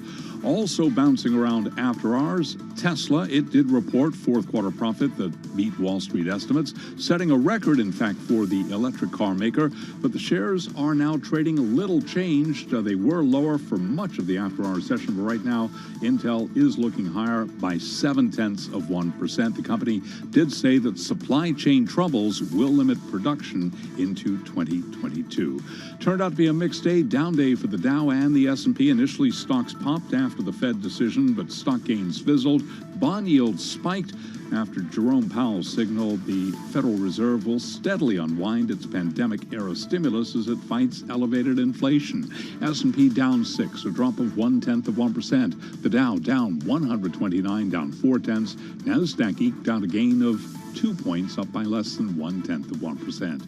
10-year yield 1.86%. Spot gold down 1.5%, 18.18 the ounce. West Texas Intermediate crude oil up 2%, 87.31 a barrel. Again, recapping, S&P down 6. Fed Wednesday, a drop there of 0.1%. I'm Charlie Pellet. That is a Bloomberg Business Flash. All right, Charlie, thank you so much. Still with us, Jeff Jones, President and Chief Executive Officer of H&R Block, still with us on the phone from Kansas City, Missouri. So, Jeff, we were talking about Spruce, your mobile banking platform. What kind of utilization? I know it's kind of early going, but what kind of utilization are you seeing? What kind of indication are you seeing about how much need there was for something like this platform? Well, Carol, yes, I'm still here. We launched Spruce just 6 days ago, so it's early. It's too early to give you many specific metrics. But what I can tell you is we have 22 million consumers at Block who come to us for financial information and for help and guidance, and we know that Spruce is a great product for them. We also know that about 8 million of our current clients consider themselves underbanked. And from a business standpoint, they load about $9 billion of refunds back in our financial products. So we know the market is large for us from a business standpoint, and we believe that Spruce as a product is really right for the times for the consumer. So talk a little bit, Jeff, about, we talked a little about ambitions, but can you clarify to what extent you want H&R Block to be viewed as a bank? You talked about the banking charter that H&R Block sold off years ago, but what is the ultimate? What does Spruce ultimately look like after it's been around for more than just a week? Yeah. So, Tim, we are absolutely building H&R Block to be a financial services company for Main Street America. But does that mean a bank? Does that include a bank charter? No, it doesn't. We have been down that path, and we believe today with the partnership we have with MetaBank, we have very favorable economics with them. They're a great partner. And as a program sponsor, we can deliver the customer experience, the product, the customer service without having to be a bank ourselves. And so we feel very good about that relationship, not only with Spruce, but that's how we've been operating our Emerald Card and our Emerald Advance and other products now for many years. It's something that we see with a lot of fintech players. We see it with Wealthfront, the company that was bought today. They use, I think, Green Dot Bank. We see it with other companies like Chime, for example. We've had Chris Britt, the founder and CEO, on our show here before. Why is that a route that's the right route to take? I think what we've learned from the customer is many, many times they don't know who the bank actually is. And what they're focused on in today's world is the customer experience. And I think that's how the fintechs really launched their disruptive start versus traditional banks, by building wonderful mobile apps that were feature rich and, just really elegant to use. I think technology has caught up, and, we're now launching the same kind of tech. But, the bank is what's on the back of the card. It's very important to us as a business partner, but in this context, the customer knows their relationship is with Block and Spruce. How do you look more broadly at everything that's going on, Jeff, in the financial industry? We're talking this week about UBS buying the robo-advisor Wealthfront, and it's interesting to see kind of older banks or older financial companies who kind of maybe, turned away from some of the upstarts a few years ago are now saying, wait a minute, because there's a lot of money to be made in these alternative platforms and a lot of money being managed. How do you think about it against your business? Obviously not apples to apples, but I'm just curious from a big picture view. There's no question that technology is playing a role in everything we do. That could be how we've digitized our assisted tax preparation business, so you can get full expert help from somebody, but you do it all virtually. Or with our company Wave, which is a small business SaaS software company, banking, accounting, payroll, invoicing, all completely integrated into one product, and it's a DIY product. Obviously, Spruce, but even at maybe a more simple level, the way we think about our machine learning models and AI to enable our tax professionals to have more specific and relevant tax advice, it doesn't replace them in their relationship, but allows them to focus on serving the client, not on data entry. And we absolutely see that, and we embrace it as a company. So I am curious. We talked a little bit at the beginning about outlook and what you're seeing, and this was a crazy week in the financial markets, certainly with the Fed meeting, one and done, but a lot more to come. In terms of specifics of running your business, Jeff, whether it's access to labor, the labor costs in particular, which we know Jay Powell of the Federal Reserve talked about a lot in his meeting this week. What's the biggest things that you find difficulty managing you and your team? Well, there's no question we're focused on transformation and growth, and so there are many things that are hard about that. With respect to labor, we're an interesting company because on one hand we are a retailer with a lot of retail footprint, but those that work in our offices are tax professionals, and the way they're paid is based on the service they provide and their level of certification, so they're not an hourly worker. And on average, we have about 10 years of tenure with our tax pros, so they come back year in, year out. We obviously, compete heavily for the best engineering and data science talent. Right. But I think that's more common across companies that are doing what we're doing. So it's manageable, it sounds like, net. It has been manageable for us because our labor model is just different from how people view, retailers in general. All right, we're going to leave it on that note. Jeff, so great to catch up with you. you. Too, Carol. Yeah, really appreciate it. Jeff Jones, he's President and Chief Executive Officer at H&R Block. I caught up with him last year at our Financial Innovation Conference. So interesting to what they're doing and the work that they're doing and really reaching out to really a big swath of our population. Yeah, glad you brought up his background too, because I actually caught up with him first when he was at Uber. And he talked about the financial Uberization of our world, which I think is so relevant. Maybe he just left Uber when I talked to him. Yeah, I'll let you. He's been a lot of good. He's been a lot of places. Mull that over. Yeah, let me mull that over. In the meantime, mulling over everything that's going on in the nation's capital. In fact, he's on his phone. He's a busy dude. Joe Matthew, host of Sound On, right next to me in our interactive broker studio. Joe, take off your mask, put on your headphones. Oh, thank you. What's on tap here, kid? I feel so welcome coming into your home like this. You are. Yeah, we're going to cover a lot of ground. It's one of these, dual story sort of tandem lead days where we've got the situation that's happening in, it'll be three actually, Russia, Ukraine. It's a Fed day. We've got a retirement coming on the Supreme Court. We're going to hit it all right off the top with You did a great job on radio and TV as that was breaking. Well done. You can't prepare for those moments. Just ride the wave. That's why we love the news business. Have a safe evening, everybody. This is Bloomberg.